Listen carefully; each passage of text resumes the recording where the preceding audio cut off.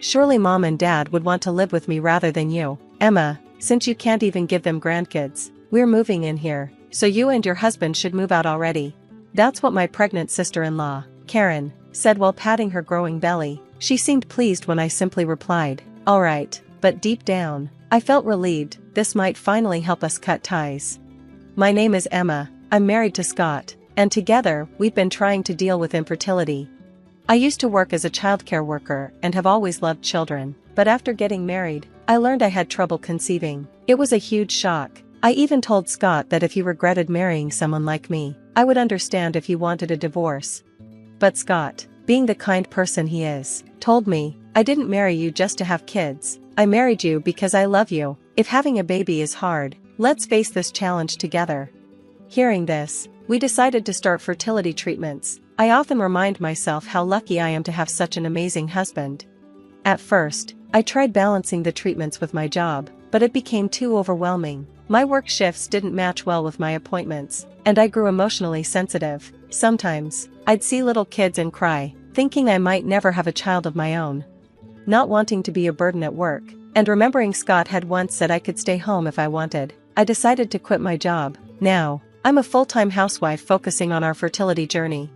Scott's younger sister, Karen, knows about our struggles. She already has 4 kids and is pregnant with her 5th. Seeing pregnant women is hard for me, but Karen doesn't seem to care. She often visits with her kids and says things like, Emma, you're a housewife now, right? Why don't you watch my kids for me? It's hard managing all of them by myself. You used to be a childcare worker, so this should be easy for you. Karen would leave her 4 kids with me while she went out for beauty treatments and manicures. When I told her I couldn't keep doing this, she'd say things like, in a society where people aren't having enough kids, I'm obviously more admirable because I'm raising children. You, who can't even have kids, should just do as I say. It was frustrating to babysit her children for free, even though she was my sister-in-law. On top of that, Karen's attitude was condescending, but what hurt me the most was seeing how much her children wanted their mom's attention. They'd often ask me, when will mom be back? And it broke my heart to reply, I'm not sure. I told Scott about how Karen was dumping her kids on me while she spent her time at salons. Furious, Scott called Karen to confront her, but Karen brushed it off, saying, Emma should be glad to spend time with kids since she can't have any of her own. She used to work in childcare, so it's no big deal. Scott then spoke to Karen's husband, Rob, about the issue, but Rob sided with Karen, saying, our kids like spending time with Emma, and it's really helpful for us. If Emma gets pregnant, we won't ask her to babysit anymore, but until then, please help us out. Karen is exhausted from raising kids, and since Emma is a housewife, she should be able to help. Scott told me that if Karen ever came over, I could just send her away. But whenever she visited, her 4 kids would run straight to the back room without even saying hello. Karen would quickly say, well then, take care of them for today, and leave before I could protest. One day, Karen surprised me by actually coming into the house. Normally, she just drops her kids off and leaves, so I was caught off guard when she asked, when are you moving to the new house? Do you have any designs or something? Scott and I were building a new duplex to live with his parents. The house was nearly finished, and we were preparing to move. Despite my fertility struggles, my in-laws had never said a single negative thing to me. In fact, my mother-in-law once told me, there are plenty of happy families without children. Those words were a lifeline for me. As my in-laws were getting older and dealing with aches and pains, we decided to live together to help them before they required full-time care. So, Scott planned the duplex. It was unusual for Karen to show interest in the house, but I showed her the blueprints and images anyway. She seemed curious, asking about the number of rooms and how much sunlight the house got. I assured her everything was well planned. She also asked when we planned to move. When I told her, she simply said, I see, and left, once again leaving her kids behind. I felt uneasy about her sudden interest in the house, but didn't dwell on it at the time. Eventually, we moved into the duplex, and my in-laws joined us a few days later. Living together was smooth and peaceful, and I felt lucky to have such kind in-laws. Then, one day, Karen showed up unexpectedly, this time at the new house. Of course, she brought her 4 kids along. Without even glancing at them, she ushered them inside and turned to me. Hey, Emma, we need to talk, she said. While my in-laws were busy being overwhelmed by Karen's kids, Karen pulled me aside into the hallway. I couldn't help but worry about whether my in-laws, who often complained about back pain, could handle taking care of those energetic children. That's when Karen said something shocking. "Hey, why don't you and Scott leave this house?" I was stunned. I hadn't expected her to say something like that, but Karen continued, completely ignoring my reaction. "Surely Mom and Dad would rather live with me than with you, since you can't even give them a grandchild. And besides, I'm their real daughter by blood. We're moving in here, so you and Scott should move out soon." As she stroked her pregnant belly, Karen spoke with arrogance. It was clear her plan was to live with my in-laws and have them take care of her kids. She even pointed to my in-laws, saying, "Look how happy they are to take care of their grandkids." But all I saw were my poor in-laws struggling to keep up with the rowdy children. There wasn't a hint of joy on their faces. I knew arguing with Karen was pointless. She wouldn't listen. My anger had been building for a long time, not just because of her constant jabs about my infertility, but also because she was taking advantage of my kind in-laws. After thinking it over, I came up with an idea. "So," I nodded quietly and said, "Okay, we'll move out." Karen was thrilled. She immediately set a schedule for when we would move out and her family would move in. Then, as usual, she left her kids behind and left, but I felt a sense of relief. This was my chance to cut ties with her. Time passed, and the day came when Karen and her family moved into the duplex. I wondered how their move was going when my phone rang. It was Karen. As soon as I answered, she started yelling, "What the hell is this? Why haven't you moved your stuff out? There's no room for our things. And where are Mom and Dad supposed to go?" Scott, his parents, and I had left the duplex, but we didn't take all the furniture with us. Karen was furious about this, and I calmly replied, "The move was so sudden, so we only left for now. Also, your in-laws are with us." Karen fired back angrily, "Outrageous." But I countered, "I think it's outrageous that you and your husband are moving into the house Scott built without our consent. It's also outrageous to force the kids on us while you go out and have fun, especially when we've told you how hard it is to take care of them." Karen dismissed my points, snapping, "That's not the issue right now. Can I just throw away any furniture I don't like?" I replied, "Feel free, if you're really planning to move in, but are you sure about this?" Confused, Karen asked, "What are you talking about?" That's when I revealed the truth, or rather, part of it. "Can you and your husband handle the mortgage for that house? It's a large two-family house, and it's quite expensive." Karen had no idea that the mortgage was just a lie. The house was fully paid for with the savings of Scott, his parents, and me, but the lie was enough to scare her. When Karen angrily demanded to speak with Scott, he played along. With a mischievous smile, he told her the same lie, that there was still a mortgage to pay. Over the phone, Karen apparently broke down in tears. She realized they couldn't afford the payments and decided to move back to her old home with her husband Rob and their kids. Scott reassured her that she could back out of the move and told her we would also be returning home. When we returned to the duplex, happy to have avoided Karen taking it over, she stormed in furiously, ready for another confrontation. Karen yelled at us, "You never told us there was still a mortgage. Why did you keep it from us?" I casually replied, "Because you never asked." Karen's face turned red with anger. She ranted, "The kids were so excited, thinking this house would be ours. You've disappointed them. That's why you can't get pregnant. You need to make up for it by properly taking care of the kids. Playing with them is no big deal. It's better than doing nothing." As Karen kept ranting, my usually quiet mother-in-law suddenly stood up and slapped her. Karen looked shocked, and so was I, since my mother-in-law was normally so calm.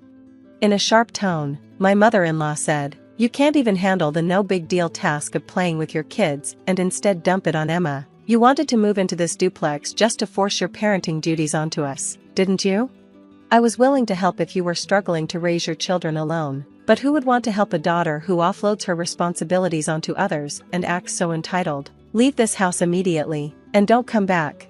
Half crying, Karen pleaded, "Aren't you on my side, Mom? I'm your real daughter, aren't I?" My father-in-law, who was also normally quiet, spoke up sternly, "It's because you're our real daughter that this is so disgraceful. I feel ashamed to have raised such a selfish child. I've heard from Scott how you've been mocking Emma for her difficulty in having a baby. That's something no one should ever do." Karen glared at me furiously, but I felt a small pity for her. I opened the door and said, "As your parents have said, please leave. I don't intend to help with your childcare anymore, so please do your best." Karen burst into tears and shouted, "You people are monsters." Before leaving the house, She never returned after that. Later, Scott received a call from Karen while he was at work. She was sobbing so much that it was hard to understand her, but it seemed her family was already in serious financial trouble. Karen and her husband Rob had been careless with their money. Karen spent on beauty salons and manicures, while Rob wasted money on lottery tickets. When their savings ran out, Karen thought moving into the duplex Scott had built would save them from paying rent and utilities. When Karen asked Scott, who earns a good income, for financial help, he refused. He couldn't forgive her for mocking my infertility. He told her, just cut back on beauty treatments and lottery tickets. But Karen cried, saying she didn't want to. Scott couldn't bring himself to help someone so entitled, even if she was his sister. Eventually, Rob ran out of money for lottery tickets and had to take a side job to make ends meet. Karen, too, could no longer afford her beauty treatments. She used to look polished and put together, but when we bumped into her months later, she was almost unrecognizable. Scott even had to point out, "Isn't that Karen?" before I realized it was her. Despite everything, her kids seemed lively and happy around her, which was a relief. Now for the miracle part of the story. I found out I'm pregnant, with twins. I couldn't hold back my tears when the doctor told me, and Scott, who was with me, cried tears of joy too. We shared our happiness together, and my in-laws were thrilled to hear they'd finally have grandchildren. Though I haven't told Scott, I secretly believe being free from the stress Karen caused helped me get pregnant. I feel incredibly grateful for Scott and my in-laws, who supported me through everything. Their kindness and love have blessed me with 2 new lives. Now, I just hope from the bottom of my heart that my babies will be born healthy. I'm Natalie, 27 years old, and I'm getting married in a few weeks. Right now, I'm sitting at my kitchen table, surrounded by a sea of wedding invitations. My eyes scan the names, making sure I haven't forgotten anyone important. But there's one name I deliberately left off the list: my stepmother's. I know what you're thinking. How could I not invite my stepmother to my own wedding? Well, it's a long story, and I guess now's as good a time as any to tell it. It all started when I was 5 years old. My parents split up, and my whole world turned upside down. They told me I'd be living with both of them, switching back and forth. At the time, I thought it was great. I loved both my parents and couldn't choose between them. This way, I didn't have to. Life after the divorce wasn't so bad at first. When I was with my dad, we'd go on these amazing road trips. He owned his own business, so he could take time off whenever it was his turn to have me. We'd hop in his car and explore different cities. I remember feeling like a little explorer, discovering new places with my dad by my side. When I was with my mom, things were different but just as good. We'd spend hours playing with my dolls, making up stories for each one, and the smell of fresh-baked cookies often filled the house. Those were happy times. I felt loved, wanted, and cherished by both my parents. But then, things changed. My dad got remarried when I was 7. I remember the day he introduced me to Sarah, my soon-to-be stepmother. She was pretty, with long blonde hair and a smile that seemed to light up the room. At first, things were okay. Sarah was nice to me, and she seemed to genuinely care. She'd help me with my homework when I was at Dad's house and even taught me how to braid my hair. But as time went on, something shifted. Sarah wanted kids of her own, but she couldn't get pregnant. I didn't understand it at the time, but looking back now, I can see how it affected her. Sarah's attitude towards me did a complete 180. Where once she'd been kind and welcoming, now she seemed to resent my very existence. It was like she hated me for being born when she couldn't have children of her own. I didn't understand it then. I was just a kid, wondering what I'd done wrong to make my stepmother suddenly dislike me so much. As time went on, Sarah's attitude towards me only got worse. It was like she'd made a decision: if she couldn't have kids of her own, she'd live for herself. And in that life there was no room for me. I started noticing changes when I'd come back from my mom's. Dad and Sarah would be tanned and relaxed, full of stories about trips they'd taken while I was gone. One day, I couldn't hold it in anymore. "Dad, why don't we go on trips like we used to?" He looked uncomfortable, glancing at Sarah before answering. "Well, sweetie, things are different now. We have to consider Sarah's schedule too." Sarah cut in, her voice sharp. "Natalie, you're old enough to understand that adults need their own time. Don't be selfish. I felt like I'd been slapped. Selfish? For wanting to spend time with my own father? But it wasn't just the trips. When I was at Dad's house, everything changed. Sarah had new rules for me, and they all seemed designed to keep me out of sight and out of mind. Natalie, she'd say, her voice dripping with fake sweetness, why don't you go play in your room? Adults are talking. At first, I tried to argue, but I want to be out here with you and Dad. Sarah's eyes would narrow. Your father and I need some peace and quiet. Is that too much to ask? So I'd retreat to my room, feeling more like a prisoner than a daughter in my own father's house. The list of Don T.S. grew longer by the day. Don't make noise. Don't talk loudly. Don't play active games. Don't laugh too loud. It was like living in a library, but worse. One afternoon I was in the living room, laughing at a funny TV show. Sarah stormed in, face red with anger. What did I tell you about being quiet? She snapped. But I was just laughing at. She cut me off. I don't care what you were laughing at. In this house you follow my rules. Understand? I nodded, fighting back tears. Yes, Sarah.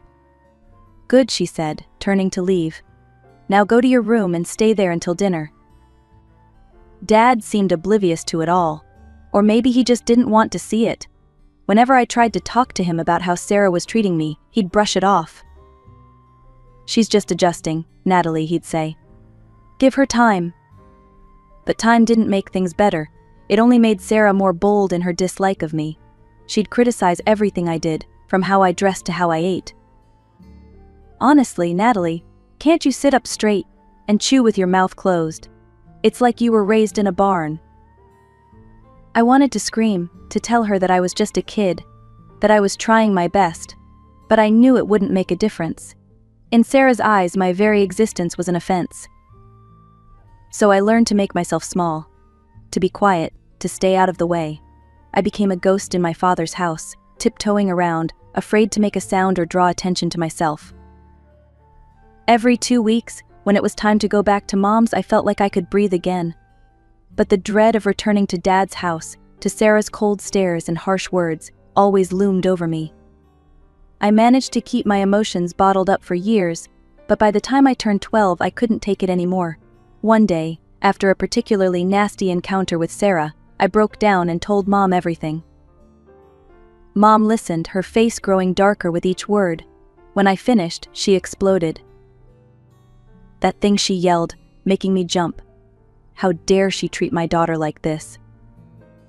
Before I could stop her, Mom was on the phone with Dad. I've never heard her so angry. Listen here, you spineless excuse for a father, she snarled into the phone. If you don't get your wife under control, I swear I'll take you to court and make sure you never see Natalie again. I felt sick. This wasn't what I wanted. I just wanted things to get better, not worse. A few days later, when I went back to Dad's house, he sat me down for a serious talk. Natalie, he began, his voice stern. We need to discuss your behavior. Sarah has been nothing but good to you. She's trying her best to be a good stepmother, and all you do is complain. I couldn't believe what I was hearing. But Dad, she... Enough, he snapped. Do you realize what you've done? Your mother is threatening to take away my visitation rights. Do you want that? Do you want to never see me again? Tears welled up in my eyes. No, of course not. Dad's voice softened a bit. Then you need to stop this, Natalie. No more complaints about Sarah. She only wants what's best for you. If you keep this up, you'll end up tearing this family apart. Is that what you want? I shook my head, unable to speak through my tears. As he left the room, I felt like my world had shattered. Not only had Dad not believed me, but he'd also made me feel like everything was my fault. I was the problem, not Sarah. From that day on, I stopped complaining. I decided to be the perfect stepdaughter, to do everything Sarah wanted, just so I wouldn't lose my dad. I became a shadow in the house, quiet and obedient. I had no say in anything, but at least I still got to see my father, even if he seemed more like a stranger with each passing day. Life at Mom's house was a different story. A few years after the divorce from Dad, Mom met Robert. He was kind, funny, and had a daughter of his own, Lily, who was a year younger than me. Over time, I fell in love with both of them. Robert never tried to replace my dad, but he was always there for me. He'd help me with my homework, listen to my problems, and even taught me how to ride a bike, something Dad had always been too busy to do. Lily became the sister I never knew I wanted. We'd stay up late, giggling and sharing secrets. She never made me feel like an outsider.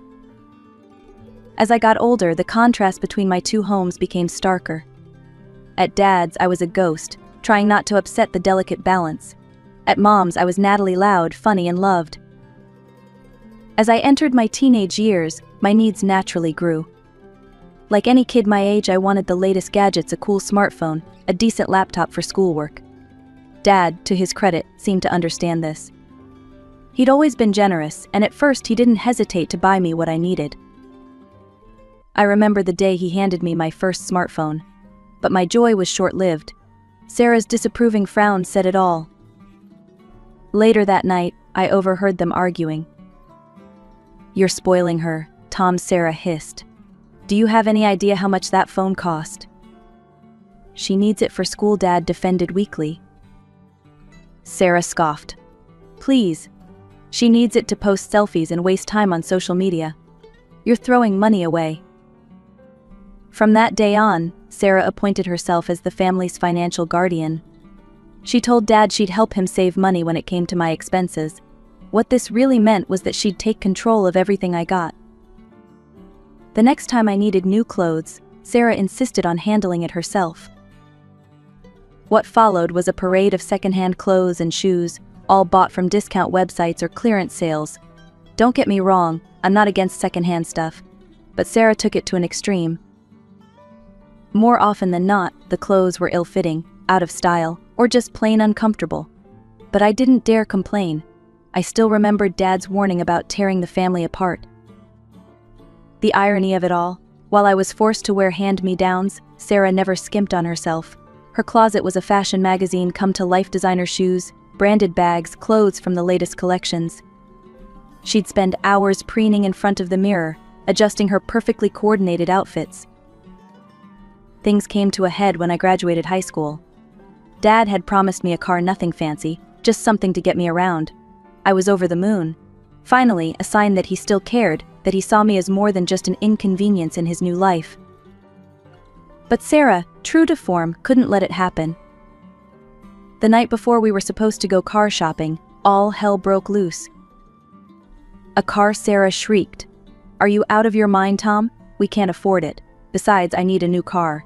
Mine is almost 3 years old." I listened from my room, heart sinking with every word. I knew how this would end. Sure enough, the next morning, Dad came to me with that look on his face, the one that said he was about to disappoint me again. "Natalie, honey," he began, not meeting my eyes. "About the car." I saved him the trouble. "It's okay, Dad. I understand. We can't afford it, right?" He looked relieved that he didn't have to say it himself. Right. "But hey, I promise I'll pay for any college you want to go to, and your accommodation too. How's that sound?" I forced a smile. "Sounds great, Dad. Thanks." As he left my room, I heard Sarah's voice from downstairs. "Tom, dear, when are we going to look at that new Jeep I wanted?" So I sat there, in my room full of ill-fitting clothes, clutching my outdated phone, dreaming of a car I'd never get. And I realized something: the material things weren't what hurt the most. It was what they represented. Every second-hand shirt, every denied request, every broken promise was just another way of saying, "You're not worth it, Natalie." When it came time to choose a college, I poured my heart into researching the best options. I finally found one that seemed perfect: great program, beautiful campus, and not too far from home. I was ecstatic when I got accepted. But as soon as Sarah saw the tuition fees, all hell broke loose. "Are you kidding me?" she screeched, face turning red. "This is highway robbery." Dad tried to calm her down. "Now, Sarah, we did promise Natalie." "I don't care what we promised," Sarah interrupted, practically foaming at the mouth. "We are not paying this much for her to party for 4 years. She stormed off and returned with a handful of brochures. Here she thrust them at Dad. These colleges are much more reasonable, and they're farther away. It'll teach her some independence. And just like that, my dreams were crushed again. I ended up at Sarah's choice of college, cheaper, yes, but also far from everything and everyone I knew.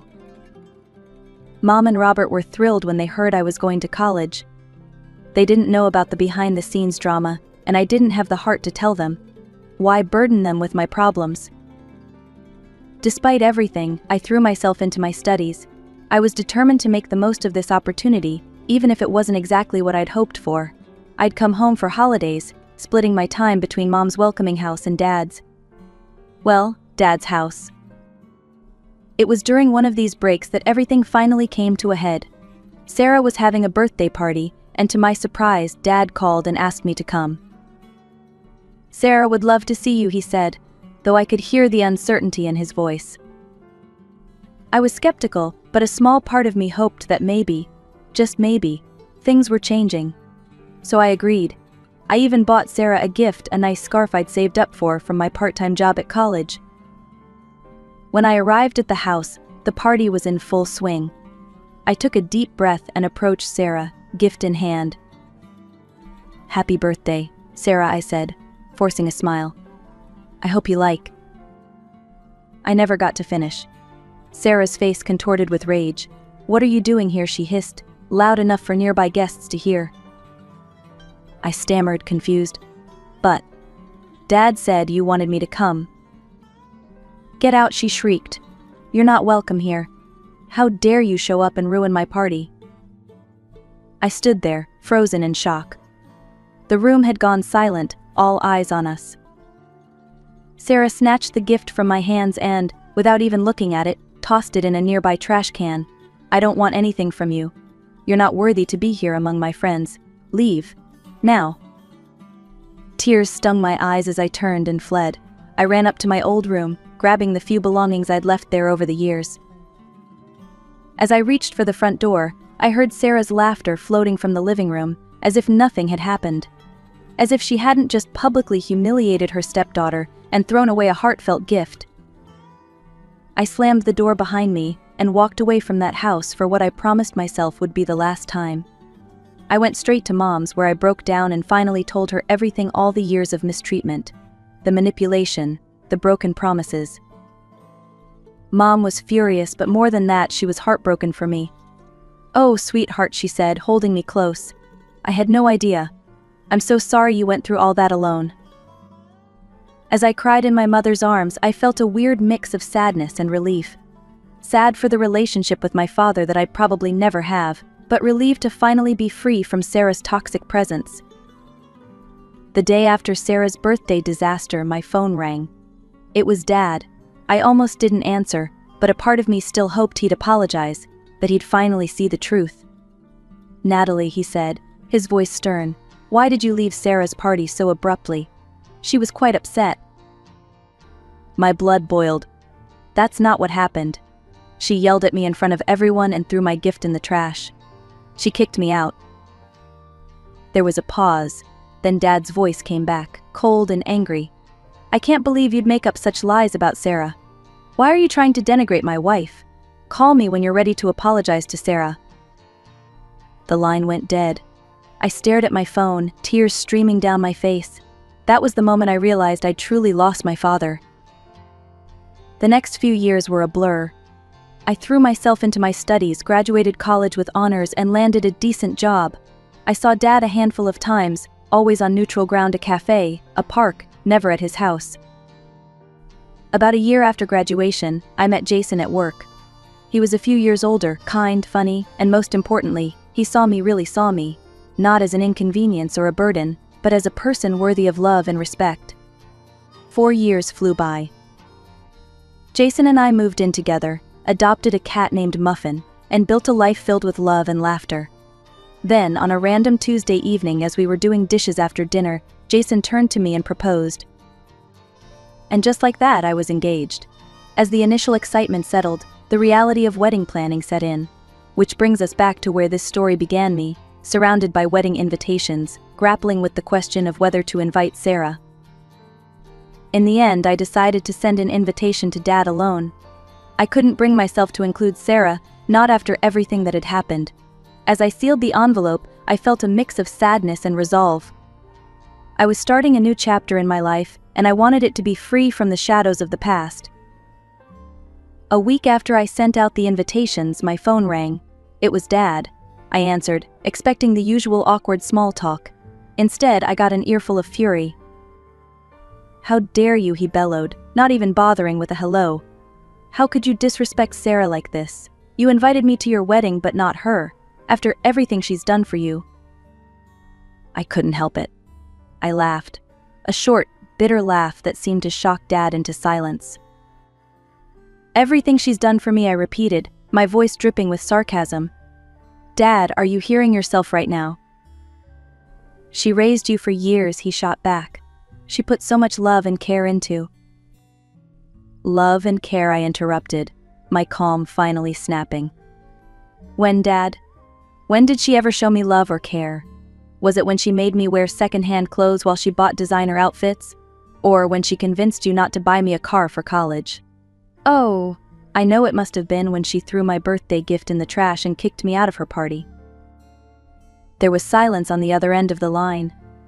Then, in a quieter voice, Dad said, "Natalie, I'm sure you're exaggerating. Sarah wouldn't..." "Wouldn't what, Dad? Wouldn't treat me like crap for years? Wouldn't make me feel unwelcome in my own home? Wouldn't consistently prioritize her own wants over my needs? Because she did all of that and you let her." My voice was shaking now, years of pent-up hurt and anger pouring out. "You never stood up for me, Dad. Not once. You always took her side, always believed her over me. Do you have any idea how that felt? To know that your own father would always choose his wife over you?" The silence stretched on for what felt like hours. When Dad finally spoke, his voice was different. Smaller somehow. "Natalie, I had no idea. I never meant to. Oh God, what have I done?" I heard a choked sob from his end, and despite everything, my heart clenched. "I'm so sorry, Pumpkin," he continued, his voice thick with tears. "I've been a terrible father. I put Sarah first, I ignored your feelings, I failed you. Can you ever forgive me?" I felt my own eyes welling up.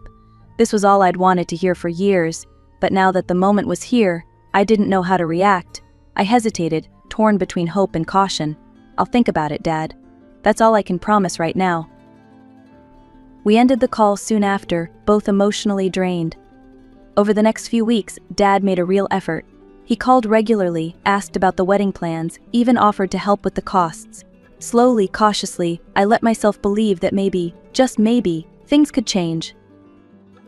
Then, the day before the wedding, my phone rang again. It was Dad, and my stomach dropped at the sound of his voice. "Natalie," his voice hard. "It's Sarah, she had a heart attack. This is your fault. If you hadn't excluded her, if you hadn't stressed her out like this, I can't believe you'd do this to her. I won't be at your celebration. I hope you're happy." The line went dead. I stood there, phone in hand, feeling like I'd been punched in the gut. All the progress, all the hope I'd allowed myself to feel gone in an instant. As I cried in my fiancé's arms, I couldn't help but think, was this really it? Was this how my relationship with my father would end? On the eve of what should be the happiest day of my life? The morning I woke up with a mix of emotions, excitement for the day ahead, but also a lingering sadness about Dad's absence. As I sipped my coffee, trying to focus on the positive, my phone buzzed. It was a notification from Sarah's social media page. Curiosity got the better of me, and I clicked on it. What I saw made my blood boil. There was Sarah, looking perfectly healthy, posting dramatic status updates about how hurt she was, how ungrateful I was, how she was recovering from a terrible shock. But in her photos, she was smiling, looking as put together as ever. As I scrolled through the posts, my phone rang. It was Carol, one of Sarah's old friends from the neighborhood. "Natalie, it's Carol. Look, I shouldn't be calling you, but you need to know something. Sarah. She faked the heart attack. I overheard her bragging about it to some friends. She did it to make sure your dad wouldn't come to your wedding. I'm so sorry, honey." I thanked Carol and hung up, my mind reeling. Part of me wanted to call Dad immediately to expose Sarah's lies, but then I stopped. What would be the point? He'd made his choice, time and time again. He'd chosen Sarah over me, believed her lies, let her mistreat me for years. This was just the final nail in the coffin. As I got ready for the wedding, surrounded by my mom, my stepsister Lily, and my bridesmaids, I pushed thoughts of Dad and Sarah out of my mind. This was my day, and I refused to let them ruin it. But there was still one problem.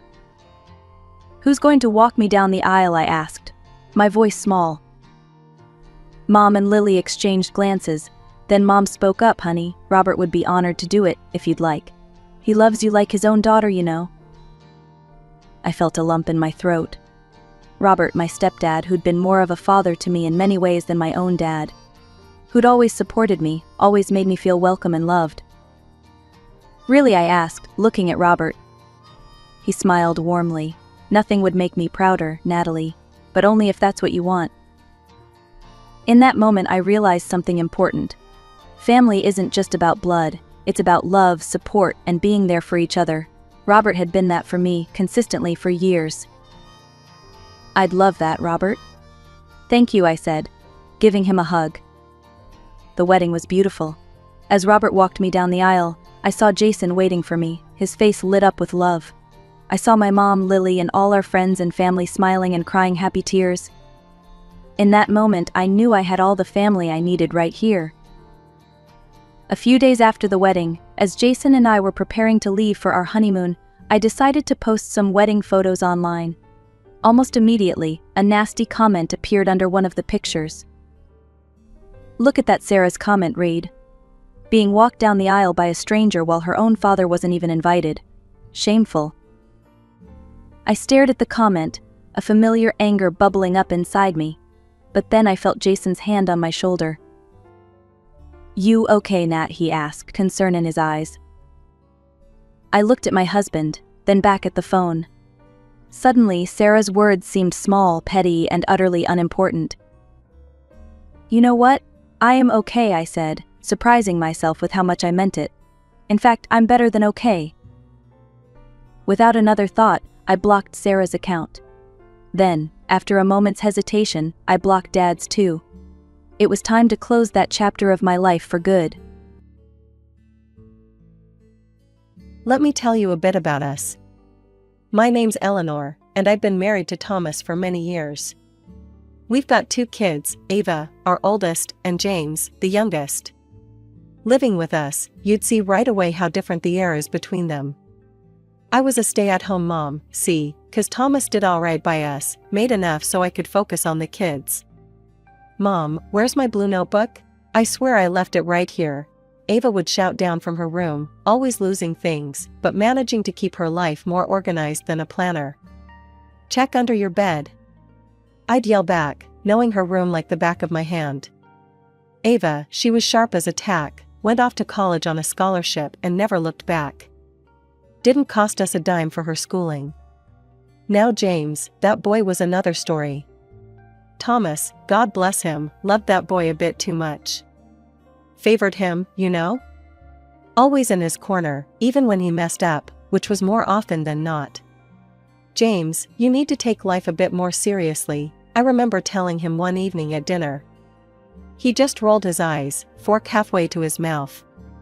"Come on, Eleanor, the boy will find his way. He's young. Let him have some fun," Thomas chimed in, always the peacemaker. "Mom, Dad's right. I'm just trying to figure things out," James would say, trying to sound calm, but I could hear the irritation there, clear as day. He was good at making you feel like you were the one seeing things wrong. Ava was different. When she moved out, got her job, and started her life, she never asked for a penny. Proud of her, I was. "I made sure to budget, Mom. I don't want to be a bother," she'd tell me over the phone, and my heart would swell with pride. Meanwhile, James seemed to think our pockets were as deep as the ocean. "Hey, can I get some cash?"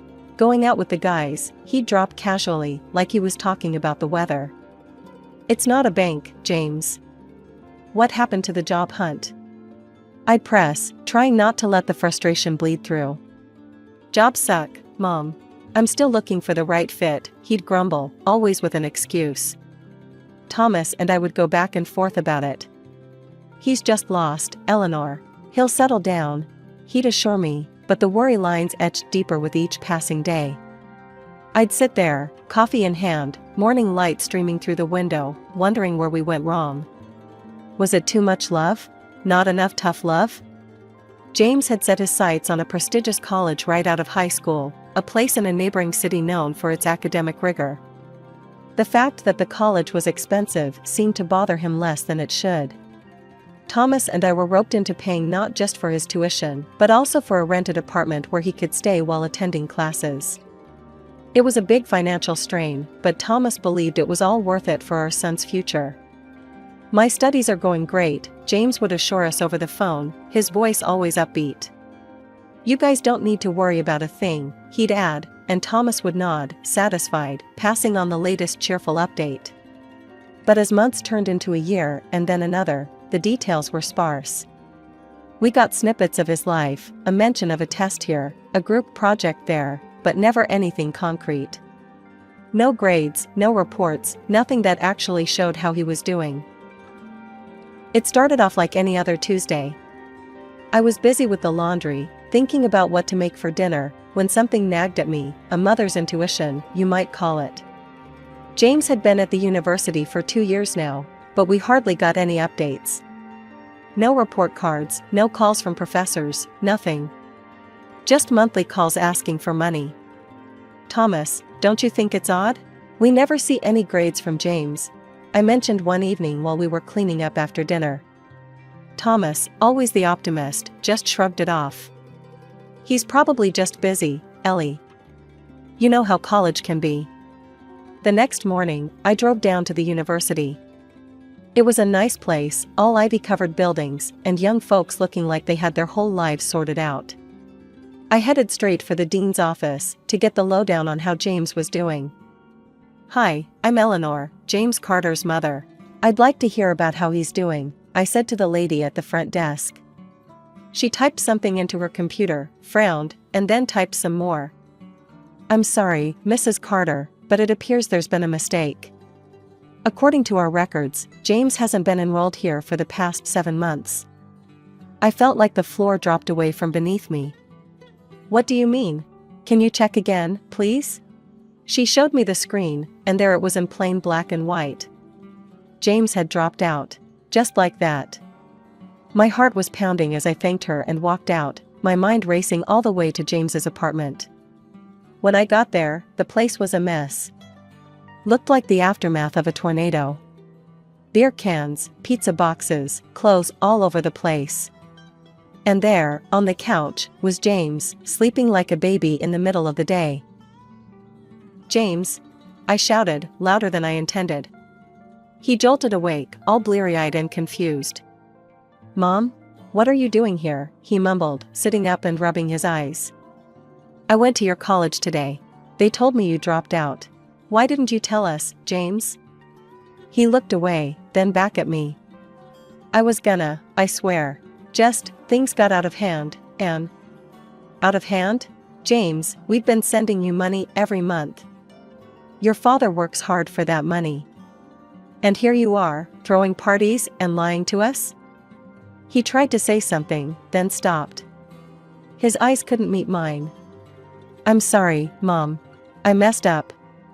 I left his apartment with my heart heavy and my mind in turmoil. That night, I told Thomas everything. He was upset, more than I'd seen him in years, but he didn't want to give up on James. "We'll get him back on track," he said, always believing there was a way to fix things. 5 long years rolled by just like that, filled with the same old song and dance. Ava, my daughter, she's the type to grab life by the horns. Worked her fingers to the bone, climbed that career ladder fast and never looked back. Saved every penny she could with her fiancé, Mike, and when it came time for them to tie the knot, they did it all on their own. It was a beautiful, modest ceremony, just like Ava. No fuss, all class.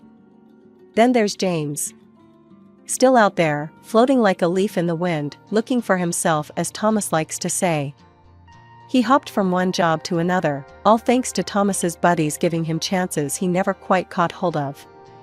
After Ava's wedding, which James attended with a bored look plastered across his face most of the time, he dropped a bombshell on us. He was getting married too, and oh, you should have seen the girl he brought home. Lisa, her name was, and she was as sharp as a marble. Selfish? Sure. But James was smitten, or so he claimed. I wasn't too keen on her, to be honest. James, are you sure about this one? I asked him one evening while we were cleaning up after dinner. Mom, Lisa's great, you just gotta get to know her better, he shot back, all defensive like I was attacking him. And just like that, they planned a wedding that could have been mistaken for a royal affair. Of course, they expected Thomas to foot the bill, which he did without even batting an eye. Thomas, can we talk?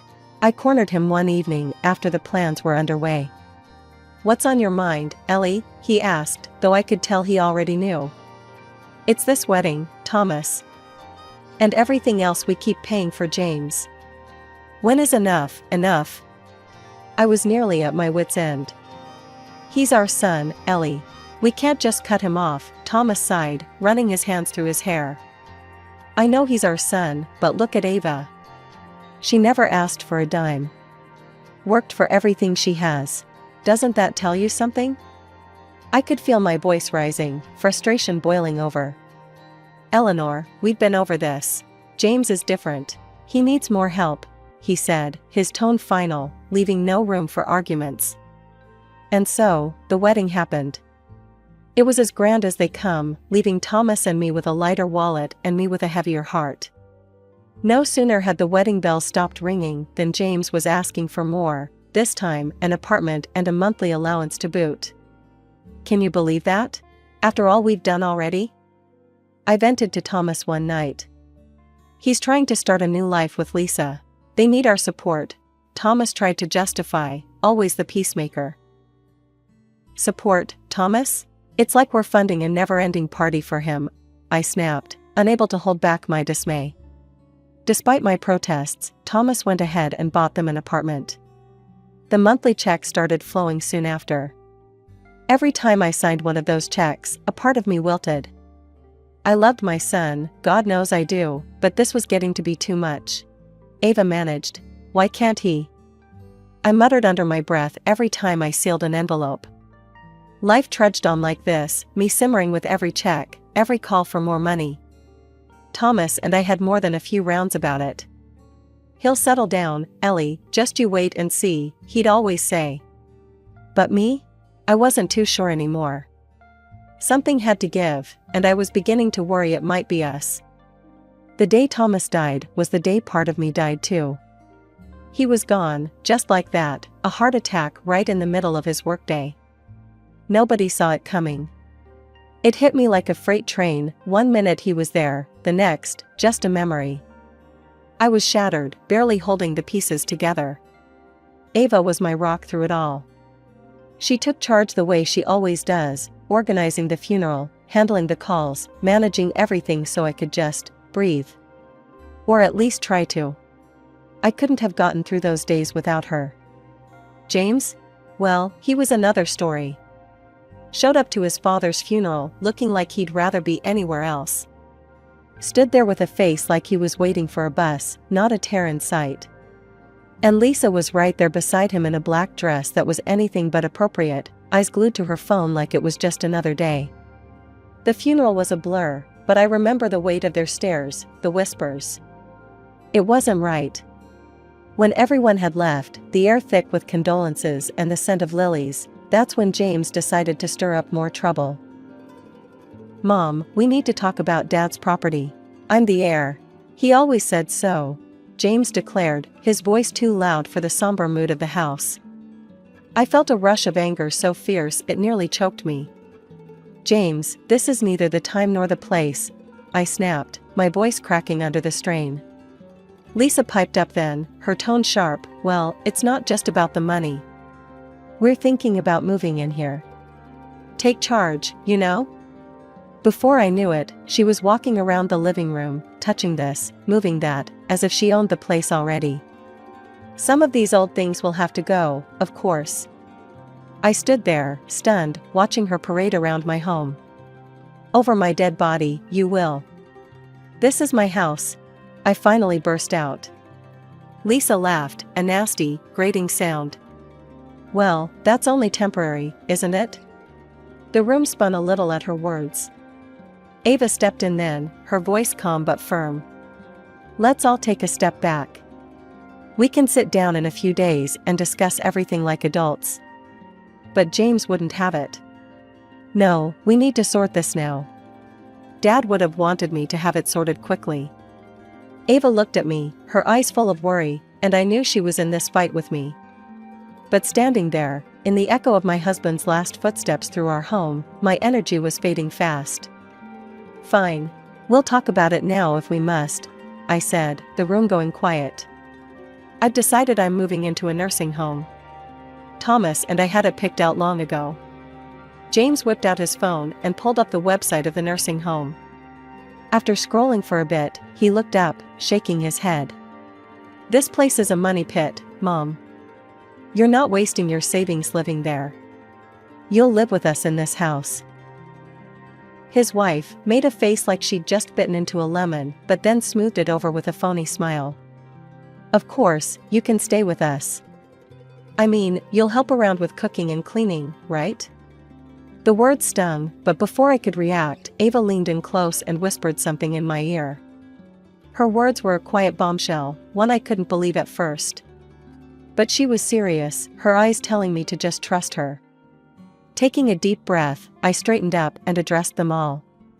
Actually, I won't be needing any inheritance. Ava and I have made our plans. I'll stay with her for now. Ava nodded, adding firmly, and I don't want any part of the inheritance either.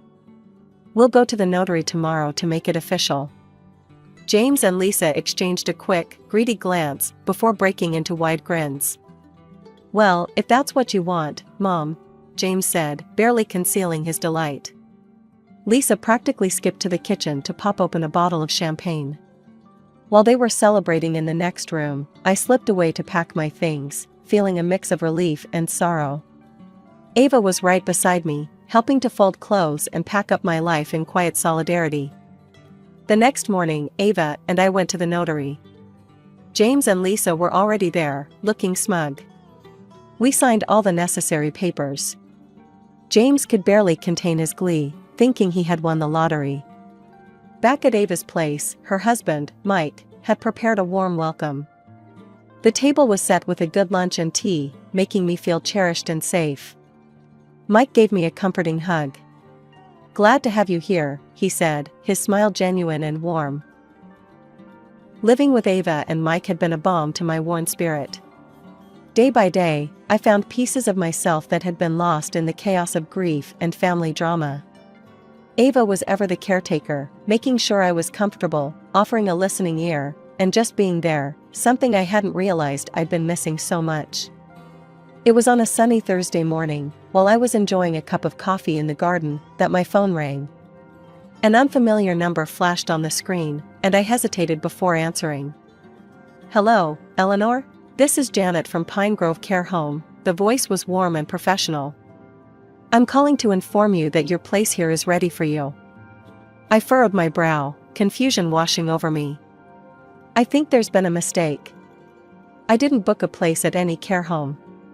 Oh, no mistake, ma'am. Your husband, Thomas, arranged for 2 lifetime places here in your name. Since his place is now vacated, you also have an option to receive a refund. The amount would be $200,000. My hand trembled as I held the phone, tears welling up in my eyes.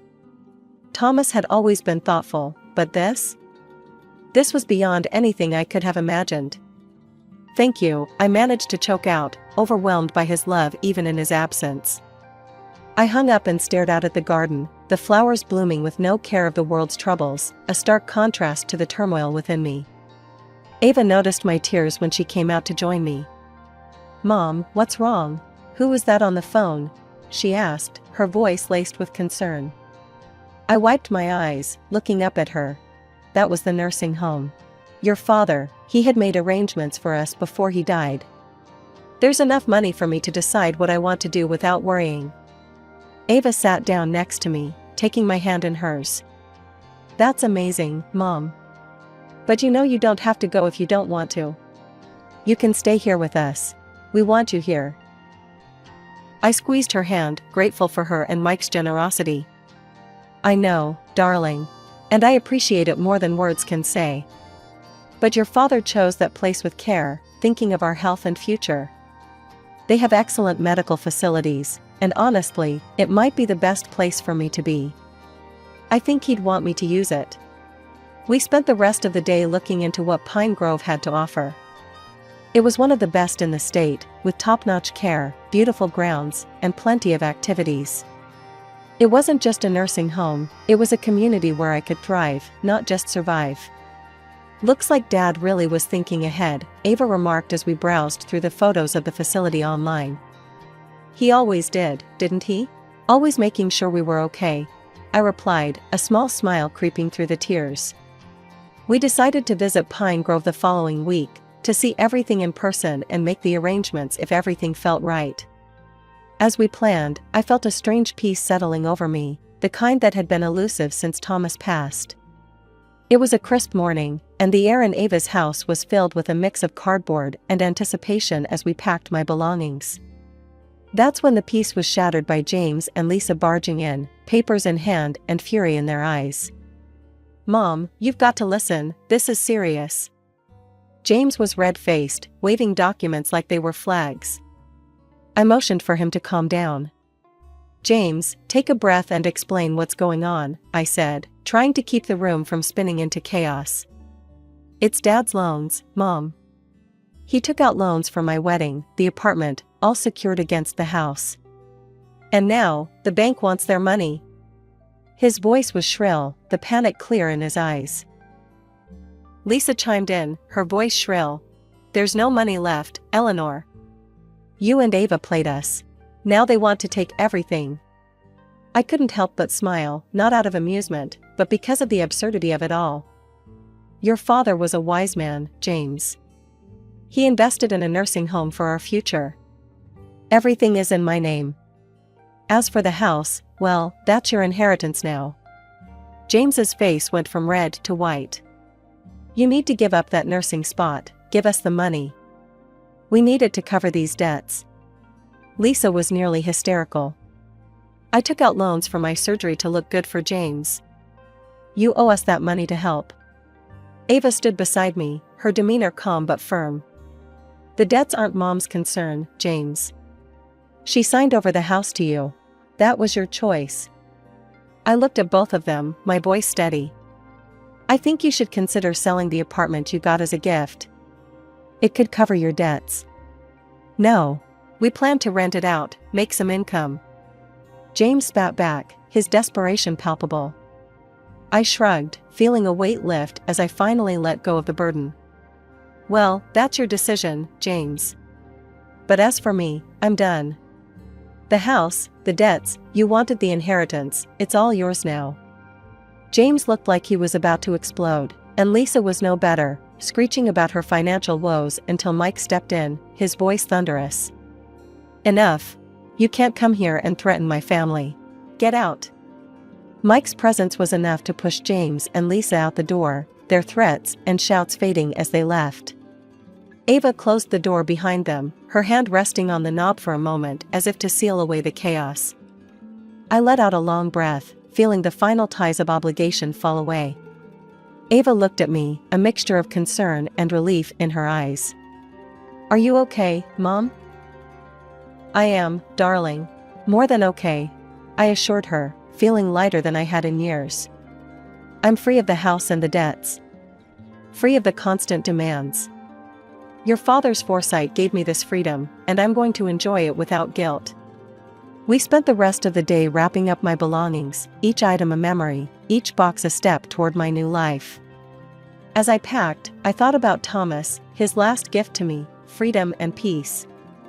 I was ready for the nursing home, ready for a community of my peers, ready to embrace whatever came next without the shadow of James's problems looming over me. Settling into the nursing home was like starting a new chapter of my life, one I never knew I needed. My apartment here at Pine Grove is more beautiful than I could have imagined. From my window, I can see the sprawling gardens, the trees swaying gently in the breeze, their leaves whispering secrets I'm now free to discover. It's funny, really, how life turns out. Just a few months ago, I was tangled up in family drama, worried sick about debts and inheritances. Now, I'm here, in this peaceful haven, hearing about the outside world as if it's a distant memory. One sunny afternoon, Ava came by for our usual walk in the park that borders the nursing home. These walks have become the highlight of my week. "So, how are things back home? How's Mike?" I asked as we strolled along the paved path, admiring the blooming flowers. "Mike's great, Mom. He's really been a rock through all this. And we've got some news. I'm pregnant." Ava beamed, her face glowing with joy. My heart swelled with happiness. "Oh, Ava, that's wonderful. I'm going to be a grandma." I hugged her, feeling an excitement I hadn't felt in ages. As we walked, we talked about her plans, about how she wanted to raise her child, and the laughter we'd share. It was a beautiful feeling, looking forward to life again. "And what about James? Heard from him lately?" I ventured gently, knowing that part of my heart was still tender where he was concerned. Ava sighed. "Yeah, I heard from a mutual friend. He and Lisa sold the apartment and the house to cover their debts. After everything was paid off, Lisa left him. Now he's living in a small rental and had to finally get a job." Sounds like he's learning some hard lessons," I said, not without a pinch of sadness for the son I once held in my arms, thinking the world was his oyster. "It's probably for the best, Mom. He's taking responsibility for himself now. It's what you always hoped for, right?" Ava squeezed my hand as we paused to watch a pair of ducks glide across the pond. "That's true, darling. I always did want him to stand on his own 2 feet. Maybe now he'll find his way," I replied, feeling a mix of relief and resignation. It was hard not to worry, but at least he was making his own path now. Ava changed the topic then, talking about the nursery she was planning, the colors and themes swirling in her creative mind. We laughed and planned, and for a while, I forgot all about the troubles of the past. Living in Pine Grove, I found a community that feels like family. We share stories, play games, and support each other. The staff here are wonderful, always making sure we're comfortable and cared for. It's more than I could have hoped for, and sometimes, I catch myself wishing Thomas could see me now, happy, at peace, and about to be a grandmother. My name is Sheila, and I was 30 when I met Tom. We both worked for Global Tech, a large international company where I was a translator. Tom was in the IT department, always ready with a joke or a helping hand when my computer decided to throw a tantrum. It didn't take long for our coffee breaks to turn into dinner dates, and soon enough, we were inseparable. A year later, Tom got down on one knee in the middle of our favorite park. The wedding was a whirlwind of white lace and champagne toasts. Tom's parents, Margaret and Robert, seemed nice enough. Margaret hugged me tightly and whispered, "Welcome to the family, dear." If only I had known then what that welcome truly meant. After the honeymoon, we moved into Tom's apartment. It was spacious and modern, with a view of the city skyline that took my breath away. "This is perfect," I said, twirling around the living room. Tom grinned. "Wait till you see the kitchen." Mom insisted on getting all top-of-the-line appliances when I first moved in. I should have paid more attention to those words. Should have asked more questions. But I was too caught up in the excitement of starting our life together. The first few weeks were bliss. Tom and I fell into an easy rhythm, sharing chores and enjoying quiet evenings together. Then, one Saturday morning, it happened. I was in the kitchen, attempting to make pancakes, when I heard the front door open. Thinking Tom had returned from his morning run, I called out, "Hope you're hungry, babe." But it wasn't Tom who walked into the kitchen. It was Margaret. "Oh, hello dear," she said, her eyes scanning the mess I'd made. "I thought I'd pop in and see how you two are settling in." I stood there, spatula in hand, completely stunned. "Margaret, how did you?" She dangled a key in front of me. I have a spare, of course. How else would I check on my Tommy? Margaret bustled past me, opening cupboards and peering into the fridge. I watched in disbelief as she pulled out cleaning supplies and started wiping down the already spotless counters. But, we're married now. You don't need to. Nonsense, she interrupted. Tommy's still my boy. And I have so much free time these days. I'm happy to help. For the next hour, I endured a running commentary on my housekeeping skills, or lack thereof, according to Margaret. By the time Tom returned, I was ready to scream. Mom? Tom said, surprise evident in his voice. What are you doing here? Margaret beamed at him. Just helping Sheila get things in order, dear. You know how overwhelming it can be for a new wife. I bit my tongue so hard I tasted blood. Tom shot me an apologetic look, but didn't say anything to contradict his mother. The next few weeks were a blur of unexpected visits and unsolicited advice. Margaret seemed to materialize in our apartment at the most inconvenient times, always armed with a critique and a story about her own domestic prowess. One afternoon, as I was folding laundry, she burst in without warning. Oh, Sheila, she said, eyeing my neat piles of clothes. That's not how you fold t-shirts. Here, let me show you. I gritted my teeth. Margaret, I appreciate your help, but... Nonsense, she interrupted, already refolding a stack of Tom's shirts. I've been doing this for years. Did I ever tell you about my own mother-in-law?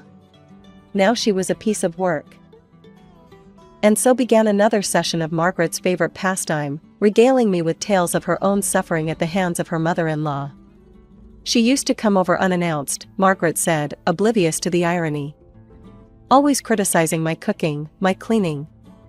Nothing was ever good enough for her. I bit back the urge to point out the similarities. Instead, I forced a smile. That must have been difficult. Oh, it was, Margaret nodded sagely. But I endured it. And look how well Tommy turned out. You should be grateful I'm nothing like her. Grateful, right? Because having my privacy invaded and my abilities constantly questioned was such a blessing. As the days wore on, my patience wore thin. Margaret's visits became more frequent, her criticism more pointed. She'd run her finger along the top of the fridge, skiing at imaginary dust. She'd reorganize the pantry, claiming she knew best how Tommy liked things. Tom, for his part, seemed oblivious to the tension.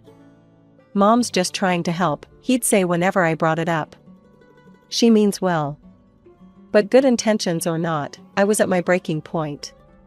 The constant intrusion, the endless criticism, the thinly veiled insults, it was all becoming too much. It came to a head one Sunday afternoon.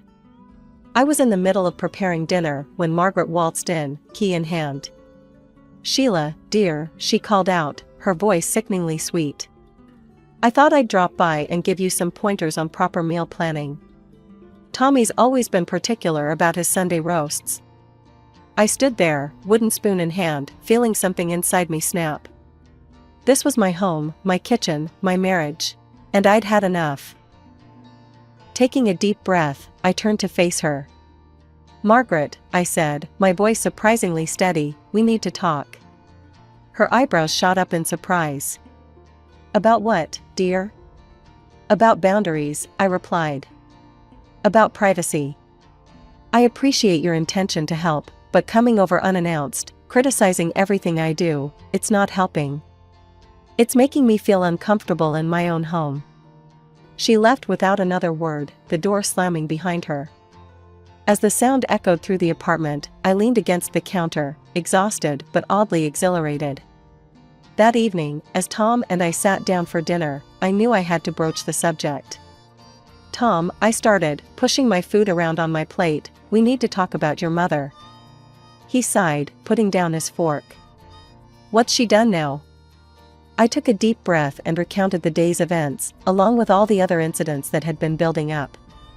As I spoke, I could see the conflict in Tom's eyes, torn between his love for his mother and his commitment to me. Sheila, I know Mom can be intense, he said carefully. But she means well. She's just trying to help. I shook my head.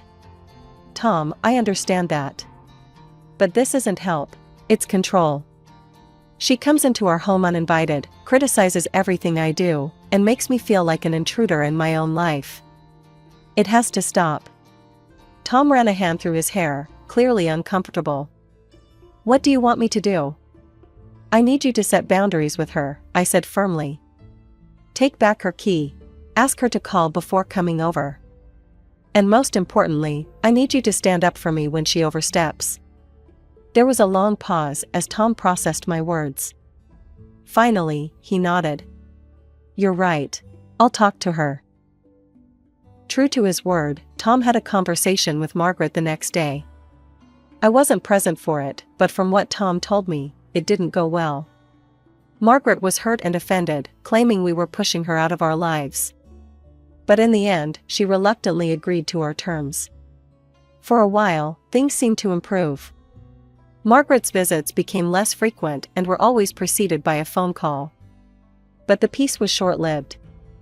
It started with little things. Suddenly, I found myself uninvited to Sunday dinners and holiday celebrations. When I asked Tom about it, he'd shrug uncomfortably.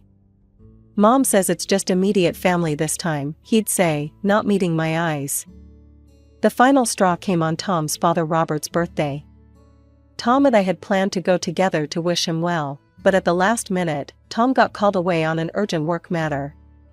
You should still go, Tom insisted. Dad would want to see you. Hesitantly, I agreed. I rang the doorbell, gift in hand, and waited. When Margaret opened the door, her eyes narrowed. Sheila, she said, her voice dripping with false sweetness. What a surprise. We weren't expecting you. This is a family gathering. And let's be honest, dear. You're not really family, are you? Her words hit me like a slap. I stood there, stunned, as she continued. You've made it quite clear that you don't want me in your life, she said. So I think it's best if you leave now. We wouldn't want any uninvited guests ruining Robert's special day. As if on cue, Robert appeared behind her. What's going on? He asked, looking between us. Margaret's demeanor changed instantly. Oh, Robert, she said, her voice trembling theatrically. Sheila here was just leaving. Isn't it awful how she's pushed me out of Tommy's life? Taken away my keys, forbidden me from visiting my own son? I felt my face burning with anger and humiliation. That's not true, I protested. I only asked for some boundaries. Enough, Robert said firmly, surprising us both. He turned to Margaret, his expression stern. That's enough, Margaret. Sheila is family, and she's welcome here. He then looked at me, his eyes softening. Please, come in, Sheila. We'd love to have you join us. Shocked and grateful, I stepped inside. Margaret, clearly furious, stormed off to the kitchen. As I followed Robert into the living room, I could feel the eyes of the other guests on me, curious about the scene they'd just witnessed. The next few years were a constant battle with Margaret. Despite our efforts to set boundaries, she always found ways to insert herself into our lives. Then, tragedy struck. Robert fell ill suddenly, his condition deteriorating rapidly. When he passed away, it felt like the world had shifted on its axis. The funeral was a somber affair, with Margaret stoically going through the motions, barely acknowledging my presence. After the service, Robert's lawyer, Mr. Thompson, a kind-eyed man who had been his close friend, approached us. Mrs. Walker, if you and your son could join me in private? Mr. Walker left some specific instructions regarding his will. When they emerged, the atmosphere had changed drastically. Margaret looked pale and shocked, while Tom seemed confused and conflicted. As we drove home, Tom finally broke the silence. Dad left everything to me, he said quietly. The house, the savings, everything. Even Mom's house. I was stunned. What? But why? Tom shook his head. I don't know. The lawyer didn't explain. At that moment, I remembered Margaret's reaction. Her face had been a mix of disbelief and anger. I could have sworn I heard her mutter under her breath, "That fool," before composing herself.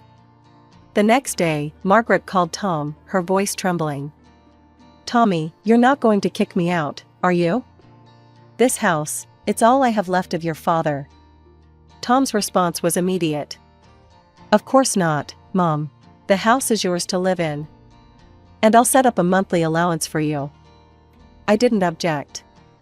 It was Tom's inheritance, his money, his decision. And despite our differences, I couldn't imagine leaving Margaret homeless after losing her husband. However, our act of kindness did little to soften Margaret's attitude towards me. She stopped coming to our house, but her influence was still felt. She called Tom constantly, always with some emergency or excuse for why he needed to come over. "Tommy, the sink is leaking. I think I heard a strange noise in the attic. I'm not feeling well. Could you stay the night, just in case?" Tom, ever the dutiful son, would rush to her aid, often staying overnight. It was driving me crazy. As Margaret's birthday approached, I braced myself for another round of exclusion. For the past 2 years, I'd been pointedly uninvited from family gatherings, relegated to the role of outsider in my own marriage. So when Tom announced he had to leave on a last-minute business trip, I resigned myself to a quiet evening alone. I was surprised, then, when my phone rang the day before Margaret's birthday. Even more surprising was the name on the caller ID. "Sheila, dear," Margaret's voice oozed sweetness through the speaker. "I'm calling about my birthday celebration tomorrow. I know we've had our differences, but I'm tired of all this hostility. I'd like us to reconcile." I stood there, phone pressed to my ear, utterly dumbfounded. "You want me to come to your birthday party?" "Of course, dear. I know Tommy can't make it, but I'd love to see you there." "What do you say?" Part of me wanted to refuse outright. After years of snubs and barely veiled insults, why should I believe this sudden change of heart? But Margaret's voice sounded so sincere, so genuinely warm, that I found myself wavering. "I suppose I could stop by," I heard myself say.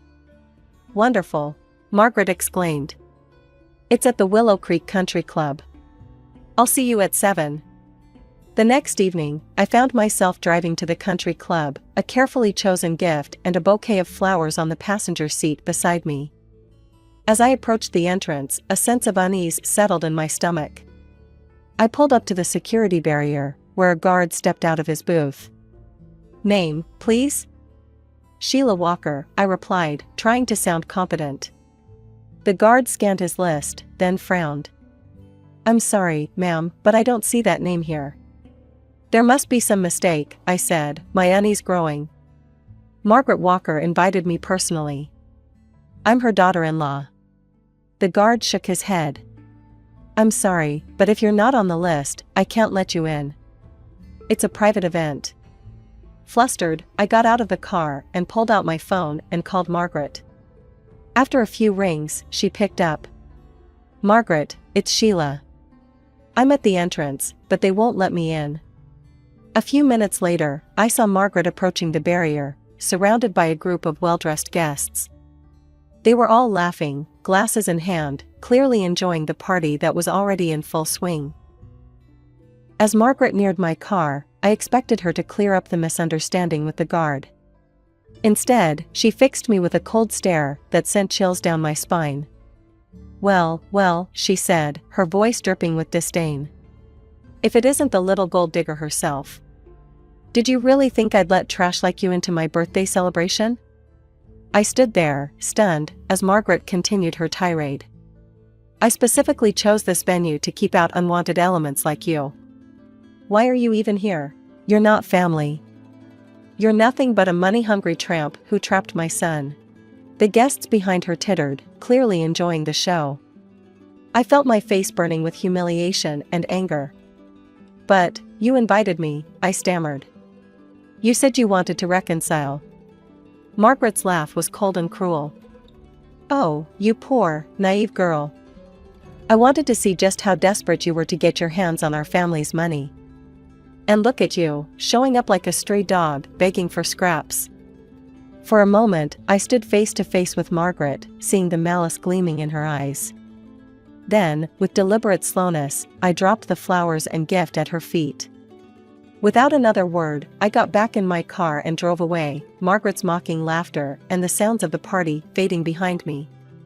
I drove home in a daze, my mind reeling from Margaret's cruel words and actions. As soon as I walked through the door, I collapsed onto the couch and called Tom, my hands shaking as I dialed his number. Through tears and hiccups, I recounted the entire humiliating ordeal. Tom listened in stunned silence, only interrupting occasionally to ask for clarification. When I finished, there was a long pause. Then, Tom's voice came through, low and angry. "I'm coming home, and then I'm going to have a very serious conversation with my mother." True to his word, Tom was on the next flight home. When he arrived, he held me close, apologizing over and over for his mother's behavior. Then, with a determined look in his eye, he picked up the phone and called Margaret. I could hear Margaret's voice, shrill and defensive, through the speaker. But Tom's responses were calm and resolute. "No, Mom. This time you've gone too far. I don't want to hear your excuses. You humiliated my wife, the woman I love. No, I'm done. I'm cutting you off. No more allowance, no more help. You're on your own." For a week, we enjoyed a peace we hadn't known in years. No frantic calls from Margaret, no emergencies requiring Tom's immediate attention. It felt like we could finally breathe. But of course, it couldn't last. One afternoon, there was a knock at our door. When I opened it, I found Margaret standing there, her eyes red and puffy, her appearance disheveled. "How could you do this to me?" she wailed, pushing past me into the house. "I raised that boy. I devoted my entire life to him. And now, because of you, he's left me with nothing.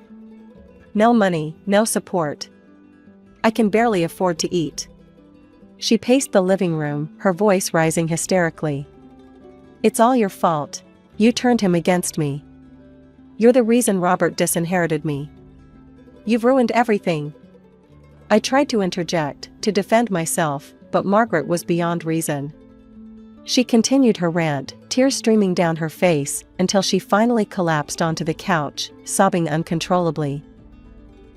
After a few minutes, Margaret composed herself and left without another word, leaving me standing in the middle of the living room, confused and conflicted.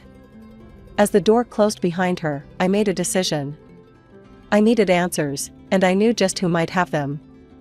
The next day, I found myself sitting across from Robert's lawyer in his office. The room was warm and inviting, with shelves lined with law books and framed diplomas on the walls. Mr. Thompson looked at me with kind eyes, his hands folded on the desk between us.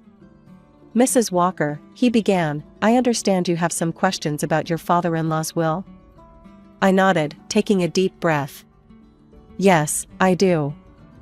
I need to understand why Robert left everything to Tom and nothing to Margaret. It just doesn't make sense." Mr. Thompson leaned back in his chair, a conflicted look crossing his face. He seemed to be weighing his words carefully. "Mrs. Walker, I've known the family for a long time, and what I'm about to tell you, well, it's not pleasant. The truth is, Margaret had been unfaithful to Robert." I felt my jaw drop. "What?" "She had a lover," Mr. Thompson continued. "A man who passed away shortly before Robert's death. This man left Margaret a significant amount of property in his will." I sat there, stunned, as Mr. Thompson went on. "Robert found out about the affair and the inheritance. They had a terrible argument, and that's when he decided to change his will, leaving everything to Tom." My mind was reeling. Margaret, who had always portrayed herself as the devoted wife and mother, had been living a double life. But Mr. Thompson wasn't finished. "There's more," he said, his voice somber. "Years ago, when Tom was just a boy, Robert's mother, Tom's grandmother, fell ill. She had saved money for years to afford a place in a private nursing home, where she hoped to spend her final days in comfort." I listened, a sense of dread growing in the pit of my stomach. Margaret convinced Robert to sell his mother's property and send her to a state-run facility instead. They kept the money for themselves and rarely visited the poor woman. She passed away not long after, alone and neglected. I felt sick. The Margaret I knew was manipulative and cruel, but this was a level of callousness I couldn't have imagined. Robert carried that guilt with him for years, Mr. Thompson said softly. I think changing his will was his way of trying to make things right, to ensure that Margaret couldn't do to Tom what she had done to his mother. As I left Mr. Thompson's office, my head was spinning. The woman who had accused me of being a gold digger had been the real predator all along, pursuing her own interests at the expense of her family's well-being and happiness. That evening, when Tom came home from work, I sat him down and recounted everything I had learned from Mr. Thompson. Tom listened in stunned silence, his face a mix of disbelief, anger, and profound sadness. I can't believe it, he said when I finished, his voice barely above a whisper. All these years, she's been lying to us, manipulating us. We stayed up late into the night, talking through the implications of these revelations. Tom was devastated, but also resolute. This ends now, he said firmly. We didn't have to wait long for Margaret to make her next move. A few days later, she showed up at our door, all tears and pleas for help. Tommy, she began, her voice quavering. I know you're angry, but please. I need your help. I have nothing left. Tom's face was like stone as he replied. That's not true, is it, Mom? We know about your lover, about the apartment and money he left you. Margaret's face drained of color. What are you talking about? Drop the act, Tom said, his voice cold. We know everything. About your affair, about what you did to Grandma. All of it. Margaret's demeanor changed instantly. Gone was the pitiful, pleading woman. In her place stood someone I recognized all too well, calculating, angry, ready to lash out. How dare you, she shrieked. After everything I've done for you. You ungrateful, selfish boy. Tom didn't flinch. Ungrateful? You're right, I am. Unlike you, I won't be sending you to a state nursing home to die alone. Margaret recoiled as if she'd been slapped. Tom continued, his voice steady, I'm selling the house. You need to leave. Use the money and property your lover left you, and stop trying to deceive and use everyone around you. Margaret's indignant screams could probably be heard down the block, but Tom remained unmoved. He gave her a deadline to vacate the house, and true to his word, he sold it soon after. We later learned that Margaret had moved into the apartment left to her by her lover, evicting the current tenants and having to pay a hefty sum for breaking their lease. She tried calling Tom a few times after that, alternating between tearful pleas and angry accusations, but we stood firm in our decision to cut ties. As the dust settled from this tumultuous period, Tom and I found ourselves looking toward the future. And what a future it was shaping up to be. I was pregnant. We decided to sell our apartment and look for a small house, somewhere we could raise our child in peace, away from the shadows of the past. We were careful not to let any news of the pregnancy or our plans to move reach Margaret. The last thing we wanted was for her to find a way back into our lives, especially with a baby on the way.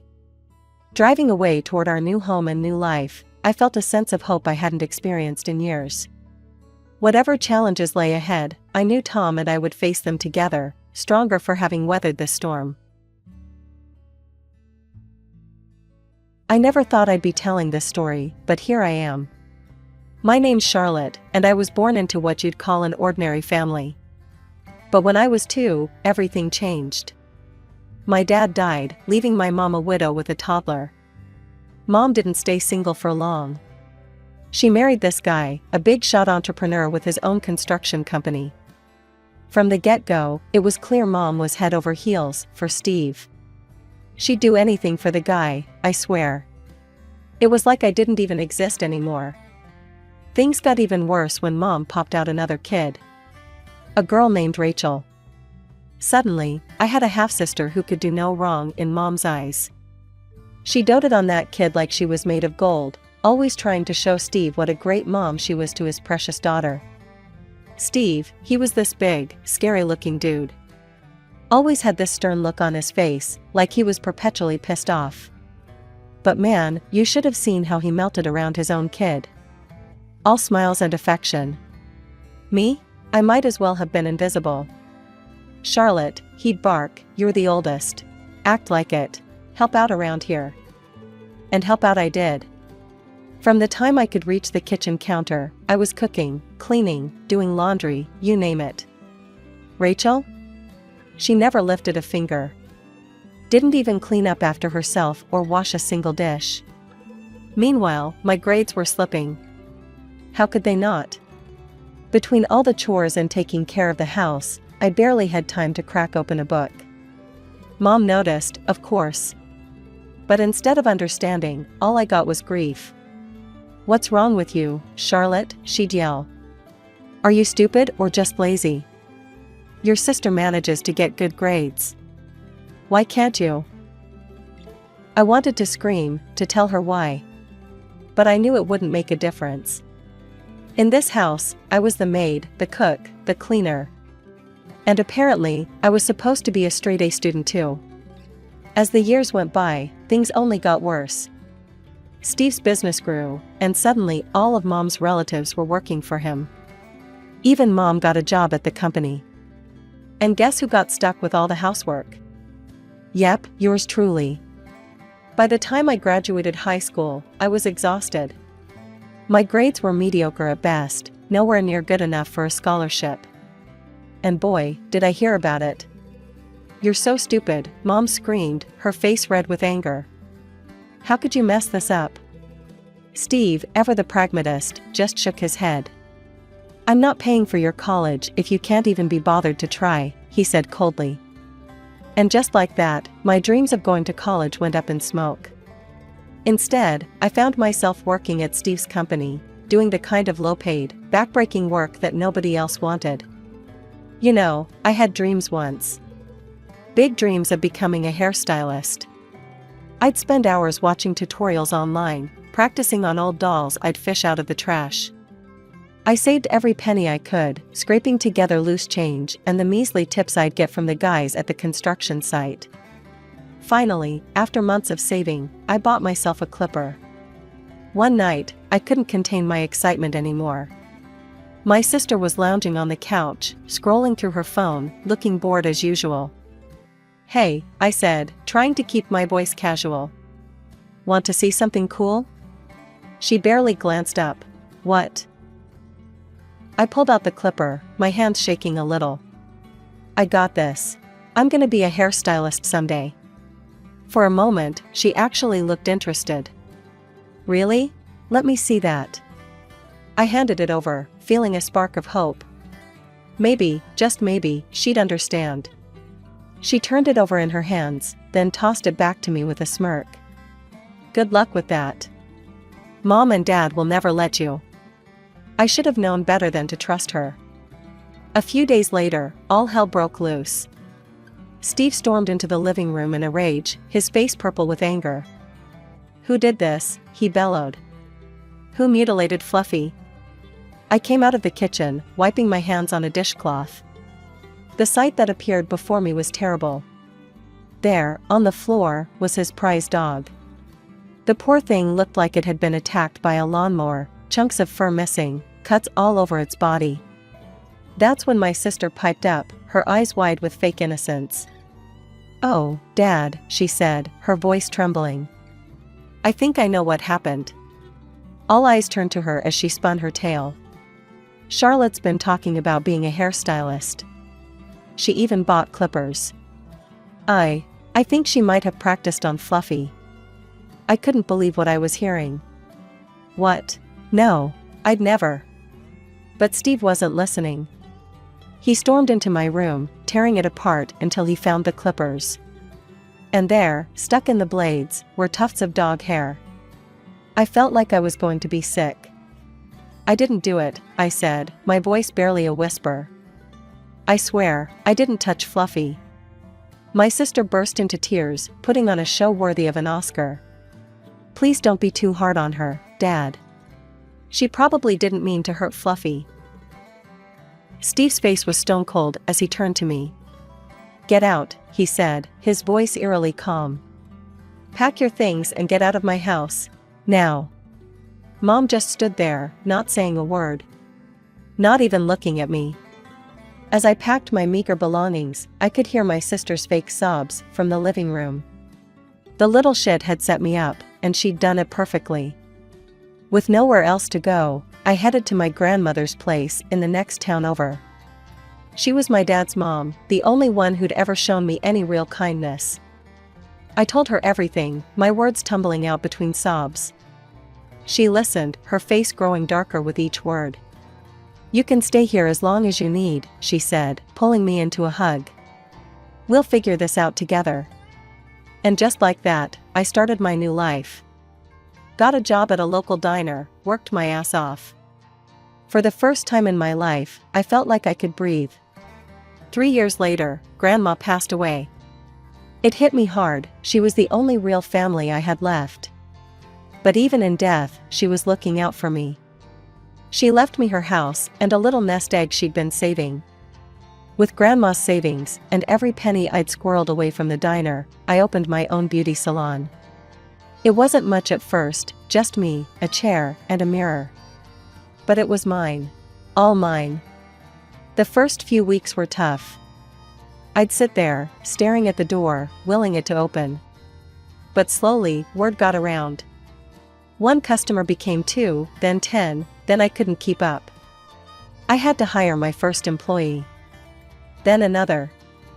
Before I knew it, I had a full staff and 3 chairs running nonstop. The salon was always full of chatter and laughter. For once in my life, I felt like I belonged somewhere.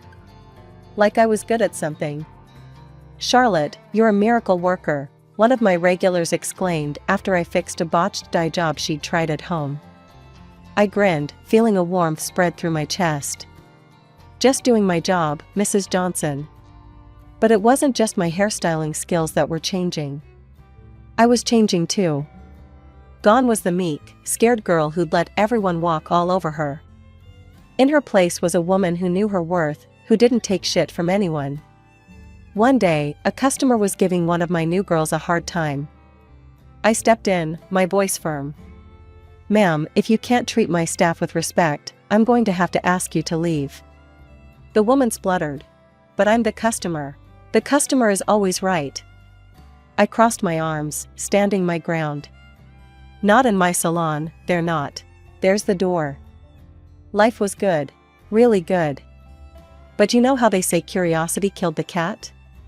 Well, one night, after a long day at the salon, I made the mistake of checking social media. There she was, my sister. All smiles in front of some fancy college, caption boasting about her business and management program.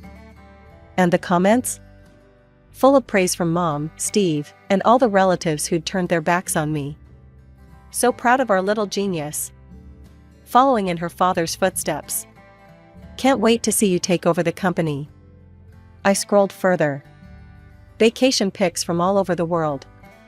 A shiny new car, graduation gift from the best parents ever. My stomach churned. Just as I was about to close the app, a new post popped up. Mom and Steve, all decked out in Hawaiian shirts and leis. Celebrating our brilliant daughter taking over the company.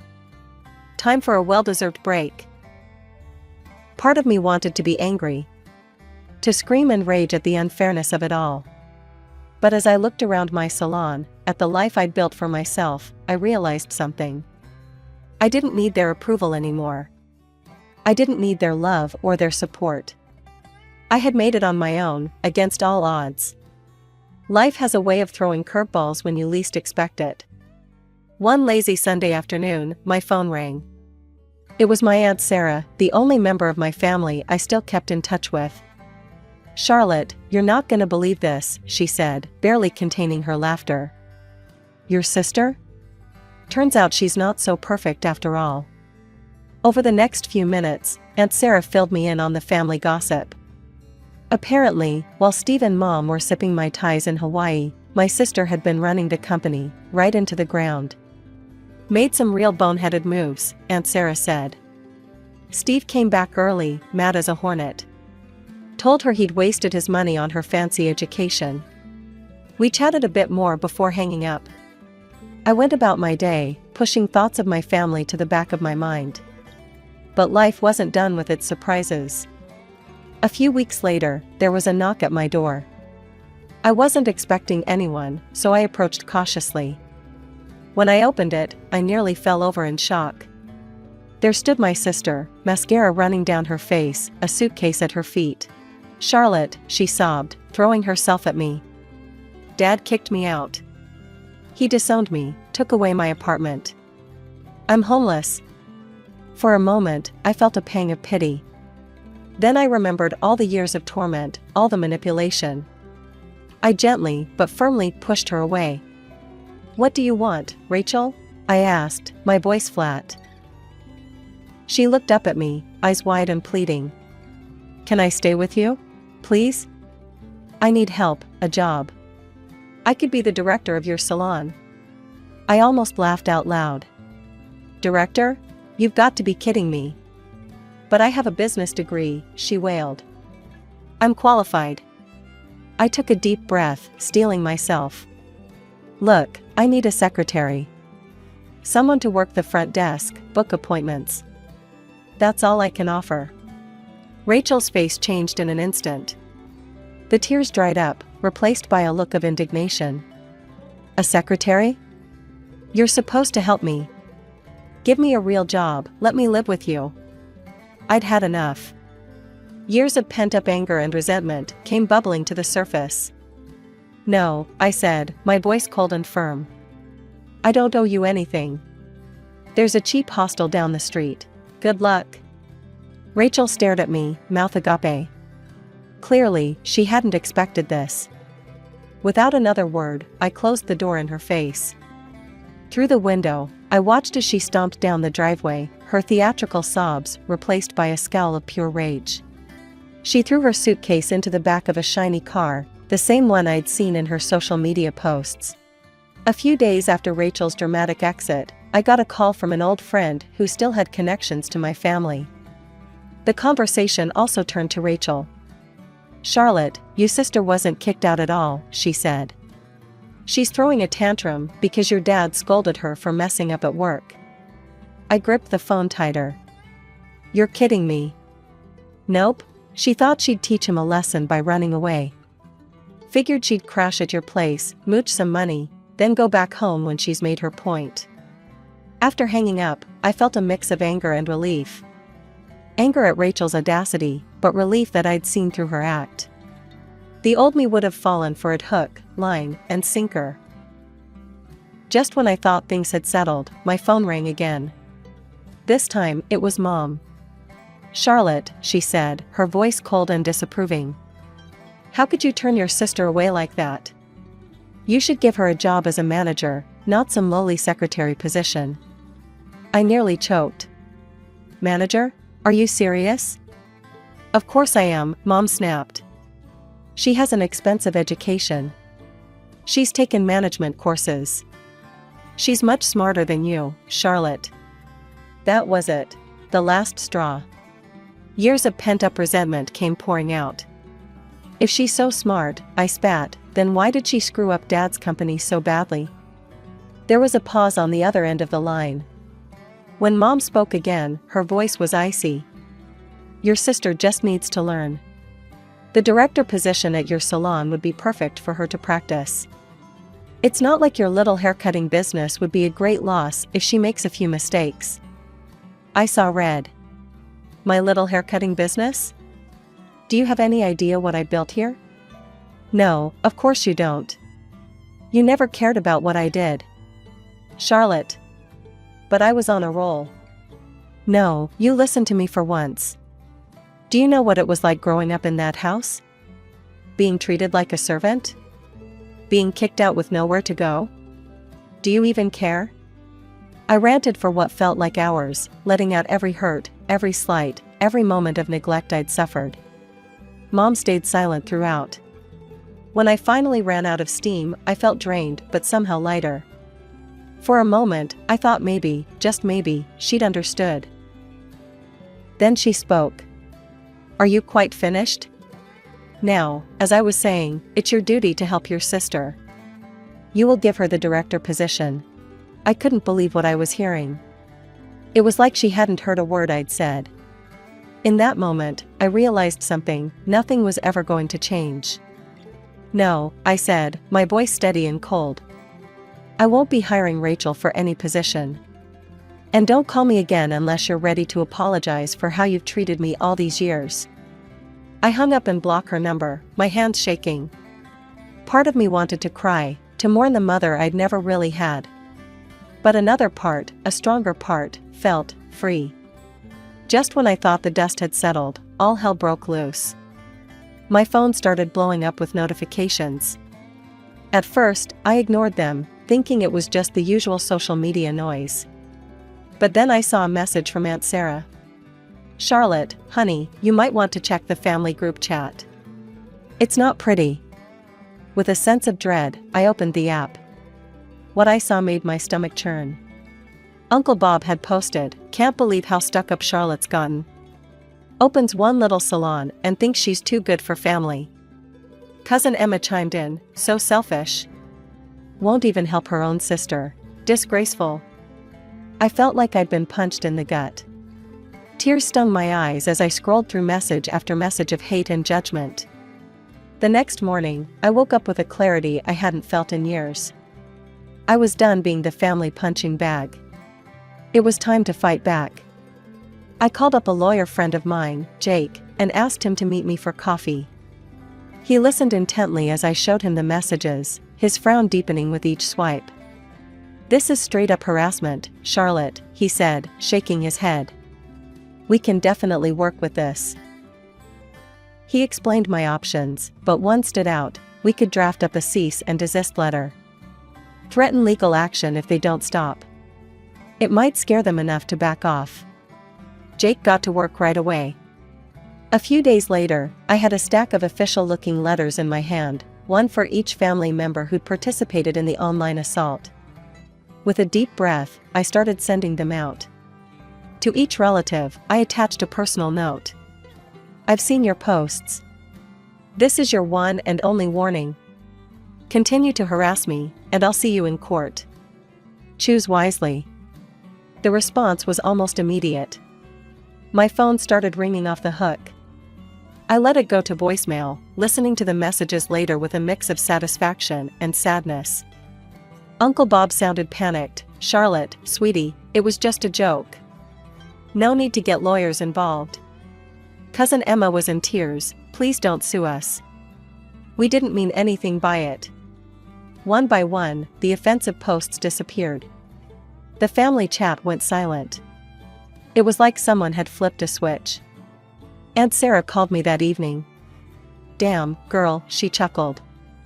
"You sure know how to clear a room." I laughed, but it was hollow. I didn't want it to come to this, Aunt Sarah. But I couldn't let them keep treating me like that. After we hung up, I sat in my quiet apartment, staring at the wall. I'd always dreamed of having a big, loving family. Now, it felt like I'd burned the last bridge connecting me to that dream. But as I looked around at the life I'd built for myself, my thriving salon, my comfortable home, my true friends, I realized something. Family isn't always about blood. Sometimes, it's about the people who stand by you, who support you no matter what. I might have lost the family I was born into, but I'd gained something far more valuable: self-respect. My birthday. For once, I was actually looking forward to it. No family drama, just a nice evening with my friends and salon staff. People who actually cared about me.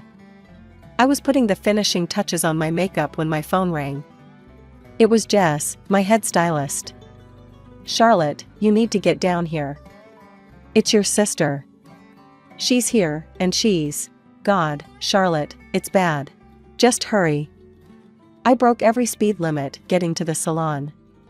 The place looked like a war zone. Shattered mirrors, overturned styling chairs, hair products splattered everywhere. And in the middle of it all, being restrained by 2 cops, was Rachel.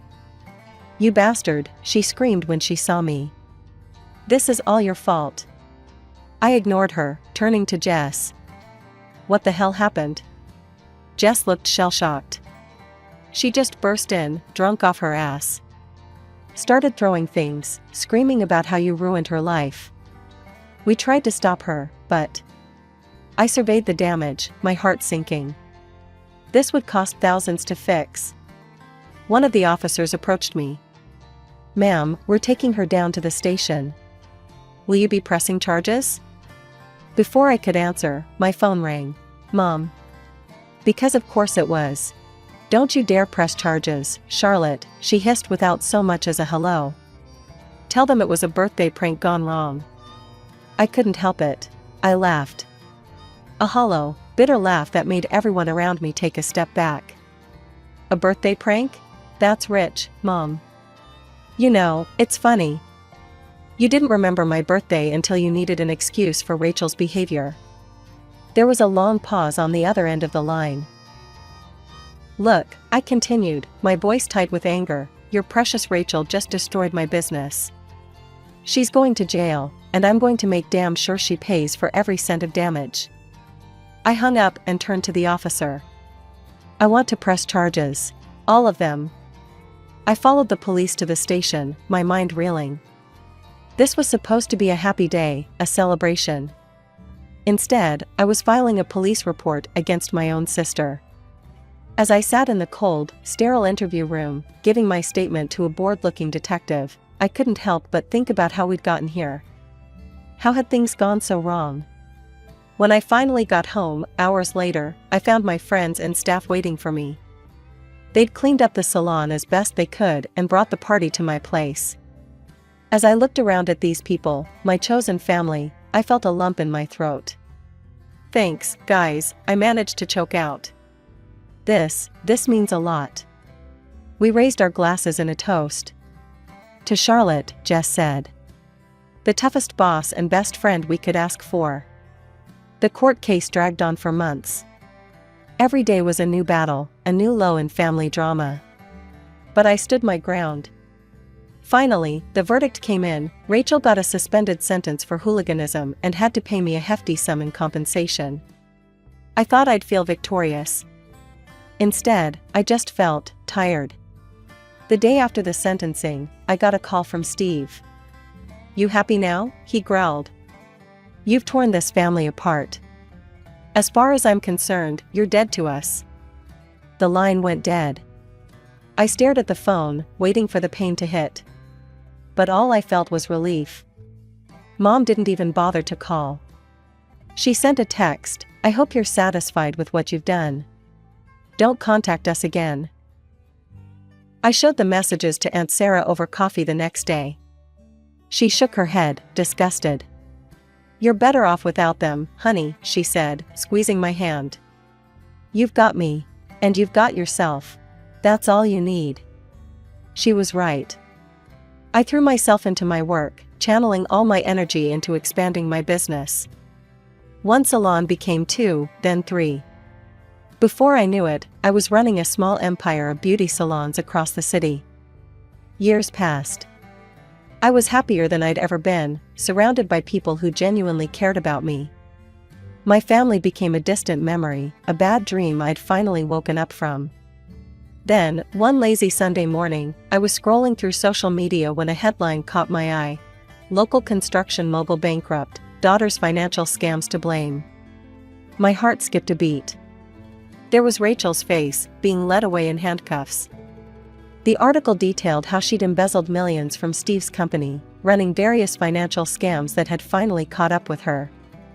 The fallout was swift and merciless.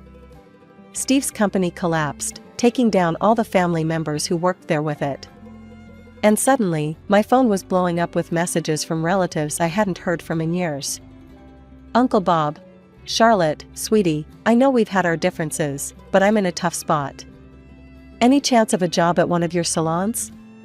Cousin Emma. Hey cuz. Long time no speak. So, I heard you're doing well. One by one, they came crawling out of the woodwork, all with the same plea, give me a job, lend me money, save me from the mess Rachel made. My finger hovered over the reply button.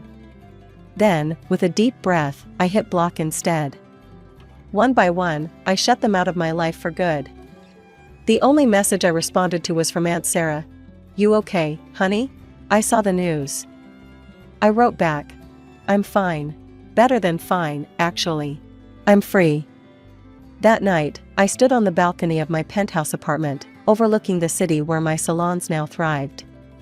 I thought about the long, hard road that had brought me here. The pain, the struggles, the moments of doubt. But I also thought about the strength I'd found, the true friends I'd made, the success I'd built with my own 2 hands. My name's Laura, and I'm the younger of 2 sisters in what you might call a blended family. But blended implies some kind of harmony, and let me tell you, there wasn't much of that growing up. My mom had been married before, to some guy who died when my half-sister was 5. Then she met my dad, they got hitched, and pop. Out I came a year later. Sounds like a neat little package, right? Wrong. See, my mom had this house she inherited from her first husband. Nice place, nothing too fancy. She also owned a sewing factory. After she and my dad tied the knot, she asked him to help run the business. They made a good team, I'll give him that. Dad handled the money stuff, Mom took care of making things and dealing with people. They doubled the company's profits in no time. I remember overhearing them talk about the future once when I was little. They were in the kitchen, thinking I was asleep. "I hope the girls will take over someday," Mom said. "Keep it in the family, you know?" Dad agreed. "That'd be great. Laura's got a good eye for design already. And Sarah's sharp with numbers." Little did they know, Sarah had other ideas. My dear half-sister never let me forget that everything, the house, the business, even the damn spoons we ate with, belonged to her and Mom. "This is my house," she'd say, blocking the door to her room. "You're just living in it, 'cause your dad mooches off Mom." I was too young to understand why she was so mean.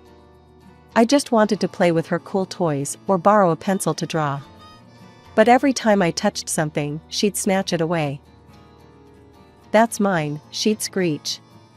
"My real dad bought it before he died." "You can't have it." Mom tried to stop her. "Sarah, honey, that's not nice. Laura's your sister."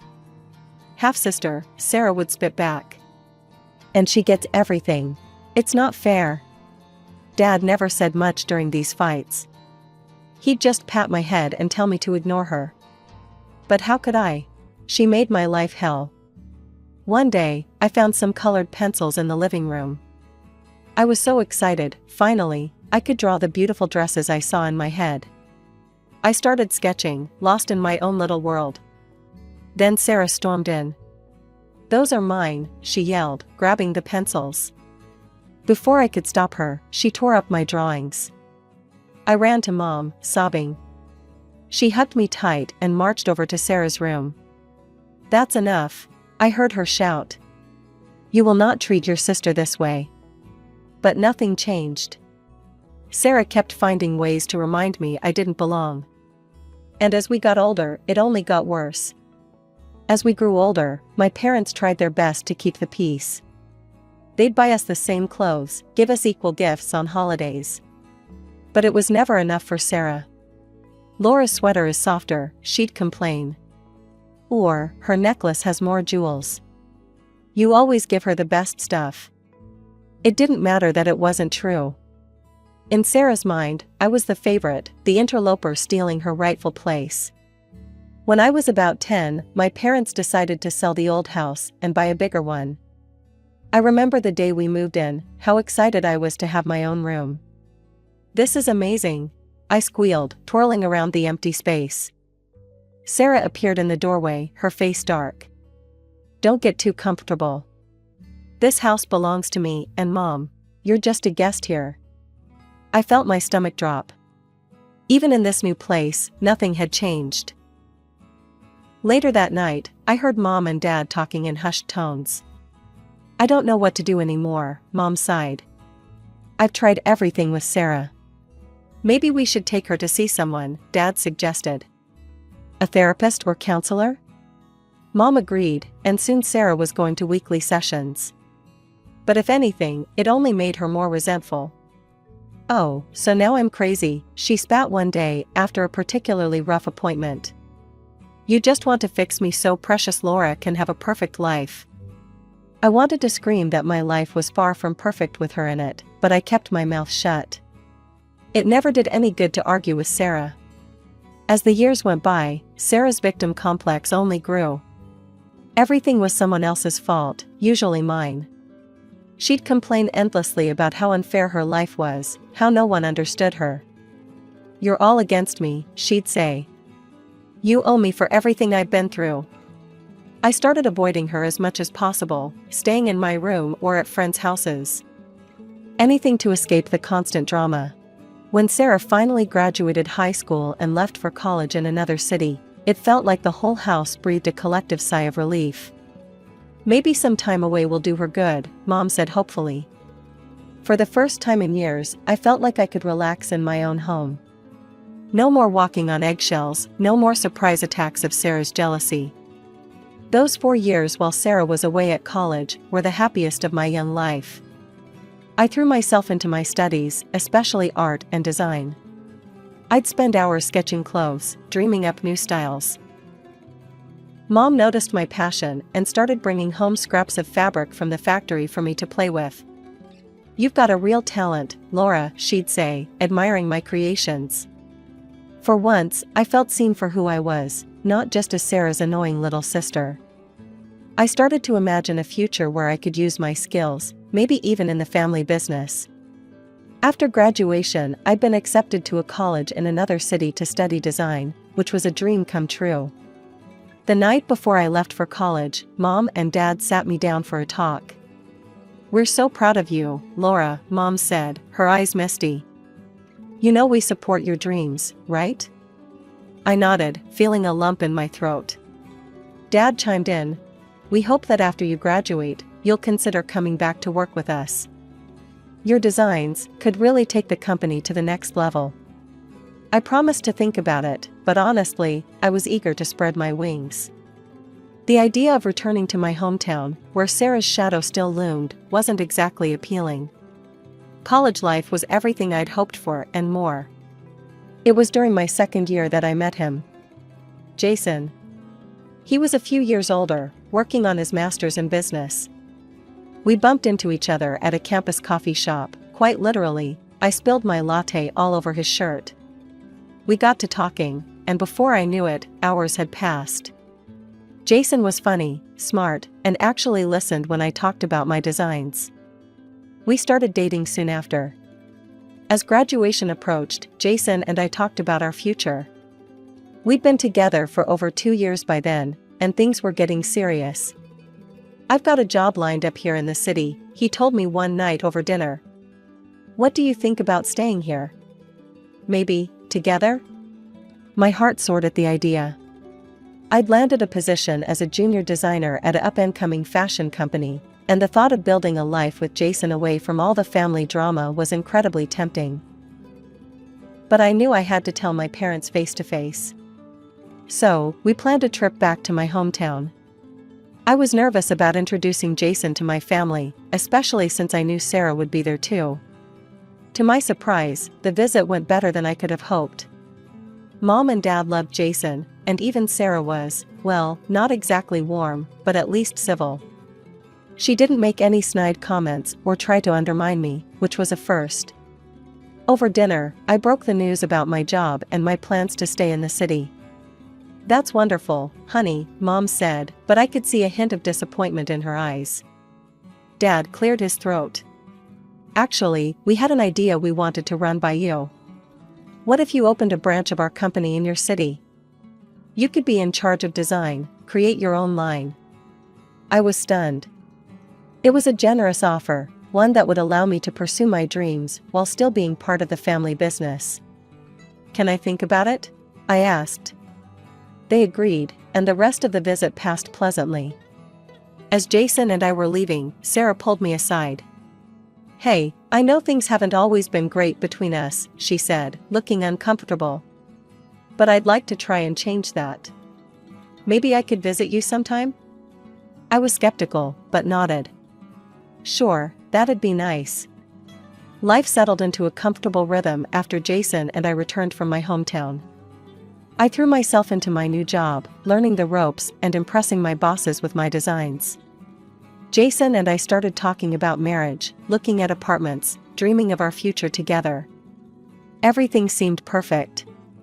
Then, about 3 months after our visit home, I got a surprise call from Sarah. "Hey, little sis," she said, sounding oddly cheerful. "I'm in town. Mind if I crash at your place for a bit?" I nearly dropped the phone in shock. Sarah, voluntarily coming to see me? It seemed too good to be true. But I remembered her olive branch from our last meeting and decided to give her a chance. When Sarah arrived, I barely recognized her. Gone was the scowling, resentful girl I'd grown up with. This Sarah was all smiles and hugs. Over dinner that first night, she dropped a bomb on me. "I've been thinking," she said, twirling pasta on her fork. "Why don't you come back home? We could work together at the family business. It'd be great." I nearly choked on my wine. "What? But I just started my job here. And Jason?" Sarah waved her hand dismissively. "Bring him along. There's plenty of opportunity back home." I shook my head. "Thanks, but no. Actually, Mom and Dad suggested I open a branch here. I'm still considering it." For a moment, I saw a flash of the old Sarah, a tightening around her eyes, a slight downturn of her mouth. But it passed so quickly, I thought I might have imagined it. "Well, if you won't come home, maybe I could stay here a while longer?" she asked. "We've got so much catching up to do." Against my better judgment, I agreed. And to my surprise, living with Sarah wasn't the nightmare I'd expected. She was helpful, even taking over most of the household chores. We'd stay up late, talking about our childhood, laughing over shared memories. It felt like I was finally getting the sister I'd always wanted. One night, over a bottle of wine, Sarah brought up the idea of us working together again. "What if we opened that branch together?" she suggested. "You handle the design, I'll do the business side. We'd make a great team." The idea was tempting. Despite our rocky past, Sarah and I had been getting along so well. And having her business acumen could really help get the new branch off the ground. "Let me think about it," I said, not wanting to commit just yet. As the weeks passed, Jason started coming over more often. At first, I was nervous about how he and Sarah would get along, given our history. But to my relief, they seemed to hit it off. I'd come home from work to find them laughing over inside jokes, or deep in discussion about some business concept. It warmed my heart to see two important people in my life getting along so well. Jason and I set a date for our wedding, just 6 months away. I designed the invitations, carefully curated the guest list, and agonized over every detail of the menu and decorations. Sarah was there every step of the way, offering suggestions and support. Meanwhile, Jason and I had decided to open the branch of my family's company after the wedding. Sarah and I spent many evenings discussing our plans, getting more excited with each conversation. "We're going to make an amazing team," Sarah said one night, clinking her wine glass against mine. 2 months before the big day, I was juggling work, wedding prep, and future business plans. Life was hectic, but wonderful. Then came the call that changed everything. "Laura, it's Dad," his voice sounded strained over the phone. "Your mother, she's not well. She's been feeling poorly for a while, but you know your mother, always putting on a brave face." He paused, and I could hear the worry in his silence. "I'm struggling to keep up with everything, the business, the house." I didn't hesitate. "I'm coming home. Right now." When I told Sarah, she sighed. "I wish I could come with you, but I've got some important meetings I can't reschedule." I was surprised by her reluctance, but didn't push it. "It's okay. I'll keep you updated." The situation at home was worse than I'd imagined. Mom looked pale and fragile, nothing like the vibrant woman I remembered. The doctor's diagnosis was devastating, a tumor, requiring immediate surgery. I threw myself into action, taking over household chores, helping Dad with the business where I could, and most importantly, being there for Mom. I arranged to work remotely, squeezing in design work between hospital visits and home care. The days blurred together in a haze of worry and exhaustion. But finally, there was good news. The surgery was successful, and Mom was recovering well. Through it all, I tried to stay connected with Jason. We'd video chat daily at first, his face a comforting presence on my screen. "How's your mom doing?" he'd ask, his brow furrowed with concern. "Better today," I'd reply, forcing a smile. "How are things there? Is Sarah behaving herself?"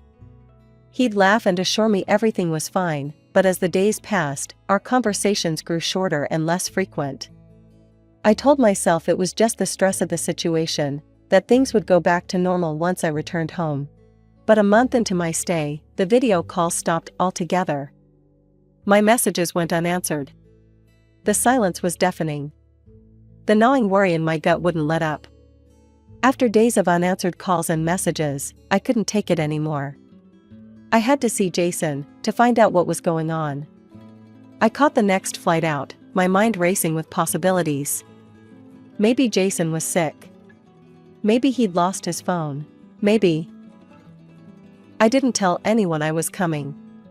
Some part of me wanted to surprise Jason, to see his face light up when he saw me. The silence that greeted me in my apartment was eerie. Then I heard it, a muffled giggle from the bedroom. Our bedroom. I wish I could say I hesitated, that I didn't barge in like some crazed person. But I did. And what I saw, God, I'll never forget it. Jason and Sarah. In our bed, naked and entwined. For a moment, the world stopped. I couldn't breathe, couldn't think. Then reality came crashing down. "What the hell?" I screamed, my voice breaking. They jumped apart, but neither looked particularly ashamed. If anything, they looked relieved. "Laura," Sarah said, wrapping the sheet around herself. "We didn't expect you back so soon." I couldn't believe what I was hearing. "You didn't expect? Are you kidding me? That's all you have to say?" Jason at least had the decency to look uncomfortable. Sarah stood up, still clutching the sheet. "Look, sis, these things happen. Jason and we're in love." I felt like I'd been punched in the gut. "In love? You've known each other for what, a few months?" "Sometimes you just know," Jason said, reaching for Sarah's hand. "We didn't mean for this to happen, but..." "But what?" I interrupted. "You just accidentally fell into bed together?" Sarah smiled sweetly. "Laura, you should be happy for us. In fact, we were hoping you'd understand. Maybe even, let us use your wedding plans?" I stared at her, uncomprehending. "What?" "Well, everything's already paid for," she explained, as if talking to a child. "It seems a shame to waste it. We could celebrate our engagement instead." I don't remember leaving the apartment. I don't remember the trip back to my parents' house. I just remember collapsing into my childhood bed, sobbing until I had no tears left. Mom and Dad found me like that. They didn't push, just sat with me until I was ready to talk. When I finally told them everything, Dad's face turned red with anger. Mom just looked sad. "I'll call her," Dad said, reaching for his phone. "This ends now." The conversation was short and brutal. I could hear Sarah's voice, shrill and defensive, through the speaker. "Of course you're taking her side," she yelled. "You always have." "Well, guess what? For once, I'm the one who got chosen." "How does it feel, Laura?" Dad's voice was cold.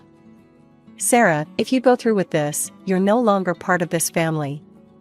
Do you understand?" There was a pause, then Sarah's voice, dripping with venom. "Fine. I don't need you anyway. I've got Jason now." The line went dead. Mom pulled me into a hug, her still fragile body shaking with sobs. "I'm so sorry, sweetheart," she whispered. "I'm so sorry." I clung to her, feeling like a little girl again. But I wasn't a little girl anymore. I was a woman who'd just had her heart ripped out by the two people she should have been able to trust most in the world. The days following the revelation of Sarah and Jason's betrayal passed in a blur. One moment, I'd be curled up in bed, unable to face the world. The next, I'd be researching lawyers, ready to sue them for every penny I'd spent on the wedding. It was during one of these angry research sessions that my phone rang. An unknown number. "Hello?" I answered warily. "Laura? It's Margaret, Jason's mother."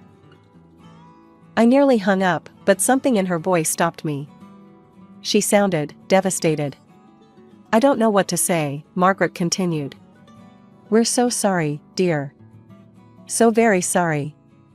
I listened in stunned silence as she poured out her heart. How shocked and disappointed they were in Jason. How they'd always thought of me as a daughter. How they couldn't believe Sarah could do this to her own sister. "We want to make this right," Margaret said finally. "We know it won't fix everything, but we'd like to reimburse you for all the wedding expenses." True to their word, a check arrived a few days later, covering every last expense. It was a weight off my shoulders I hadn't even realized I was carrying. As the date of what would have been my wedding approached, I made a decision. I couldn't go back to the city, not yet. There were too many memories, too much pain. Would it be okay if I stayed here for a while? I asked Mom and Dad over dinner one night. Maybe work for the company? They exchanged a look, then Dad smiled. "We were hoping you'd say that. We could use your talents, especially in design." And just like that, I had a new direction. I threw myself into work with a fervor that surprised even me. Every sketch, every design, was a middle finger to Sarah and Jason. "Look what you gave up," I thought bitterly. "Look what you lost." The day of Sarah and Jason's wedding came and went. We didn't attend, of course. I spent the day locked in my office, working on a new line of youth clothing I'd been dreaming up. Months passed. My designs started gaining traction. The youth line was a hit, bringing in a whole new demographic of customers. Within a year, I'd helped increase the company's turnover by $1 million. Sarah and Jason? They were dead to me. I didn't think about them, didn't wonder what they were doing or if they were happy. They'd made their choice, and I'd made mine. 3 years passed in a blur of fabric swatches, design meetings, and growing success. I'd thrown myself into work, using my pain as fuel to drive our family business to new heights. Our company had become a major player in the fashion industry, and I'd made a name for myself as an innovative designer. One balmy summer evening, I was having dinner with Mom and Dad at their place. We were laughing over some silly memory when the doorbell rang. Dad frowned. "Are we expecting anyone?" I shook my head, a strange feeling of unease settling in my stomach. Mom went to answer the door, and suddenly the air was filled with a voice I hadn't heard in years. Well, look at this cozy family dinner," Sarah sneered, pushing past Mom into the dining room. "Glad to see you're all doing so well without me." I stood up, my chair scraping against the floor. "Sarah, what are you doing here?" She looked different. Haggard, angry, with dark circles under her eyes. "Oh, just thought I'd drop by, see how the other half lives," she spat. "Especially now that I'm newly single." Dad's eyes narrowed. "What happened to Jason?" Sarah let out a bitter laugh. "Turns out, once a cheater, always a cheater. He left me for his secretary." Ironic, isn't it? I felt a twinge of something, not quite sympathy, but a grim satisfaction. Karma, indeed. "I'm sorry to hear that," I said, not entirely truthfully. "But why are you here?" Sarah's face hardened. "I want what's mine. My share of the business. I'm family too, remember?" Dad stood up, his voice firm. "Sarah, you gave up any claim to this family and this business when you betrayed your sister. You're not getting anything. You can't do this," Sarah screamed, her composure cracking. "You can't just cut me out." Mom stepped forward, her voice soft but resolute. "We already have, Sarah. You're disinherited. Please leave." For a moment, I thought Sarah might lash out physically. But instead, she just glared at us all, her eyes burning with hatred. "This isn't over," she hissed, before storming out. A few days later, I was in my office when I heard a commotion from the lobby. I rushed down to find Sarah in the middle of our workspace, screaming at the top of her lungs. "You're all being deceived," she yelled at our bewildered employees. "My parents are unscrupulous liars. They've stolen what's rightfully mine." I didn't hesitate. I called the police, keeping my voice calm despite the chaos around me. "We need officers at Fashion Forward Designs immediately. We have an unstable individual causing a disturbance." Even as security tried to remove her, Sarah kept fighting. Over the next few days, she escalated her attacks, trying to break into our parents' house, smashing windows, and in a final, terrifying act, attempting to set fire to the front door. It was clear this couldn't go on. With heavy hearts, we took legal action, obtaining a restraining order that banned Sarah from approaching me, our parents, or any of our properties. As I sat in my office after the court hearing, looking out over the city I'd come to love, I felt a complex mix of emotions. Sadness for the sister I'd lost, anger at her actions, but also pride in how far I'd come. I was now a respected entrepreneur and fashion designer, my name known throughout the industry. Love? That could wait. The wounds from Jason's betrayal had healed, but I wasn't ready to risk my heart again. Not yet. For now, I was content to pour my passion into my designs, into building something lasting and beautiful. My name's Pamela, and up until recently, I was just your average workaholic advertising specialist. I lived and breathed my job at this fancy agency in the heart of the city. You know the type, big glass building, top floor office with a view that'd make your head spin. I was good at what I did, damn good actually. The agency relied on me for pretty much everything. I was your typical career-focused woman in her early 30s. No husband, no kids, just me and my work. My tiny apartment was more like a pit stop between office hours than an actual home. I'd roll in late at night, crash for a few hours, then head right back out. Rinse and repeat. My boss, well, she was something else. Picture a 60-something woman with more ambition than empathy. She owned the agency, and boy, did she let everyone know it. Her name was Vivian, but we all called her Mrs. Crawford behind her back. To her face? It was all yes, ma'am, and right away, ma'am. One particular Monday morning, I dragged myself into the office, feeling like death warmed over. I'd caught some nasty bug over the weekend, but deadlines wait for no one, especially not in Vivian's world. I was hunched over my computer, trying to focus on the quarterly report through my fever haze, when Vivian's voice cut through the office like a knife. "Pamela, my office, now." I stumbled to her door, knowing full well what was coming. The report was late, and Vivian Crawford did not do late. "What the hell is this?" she snarled, waving a printout in my face. "You call this a report?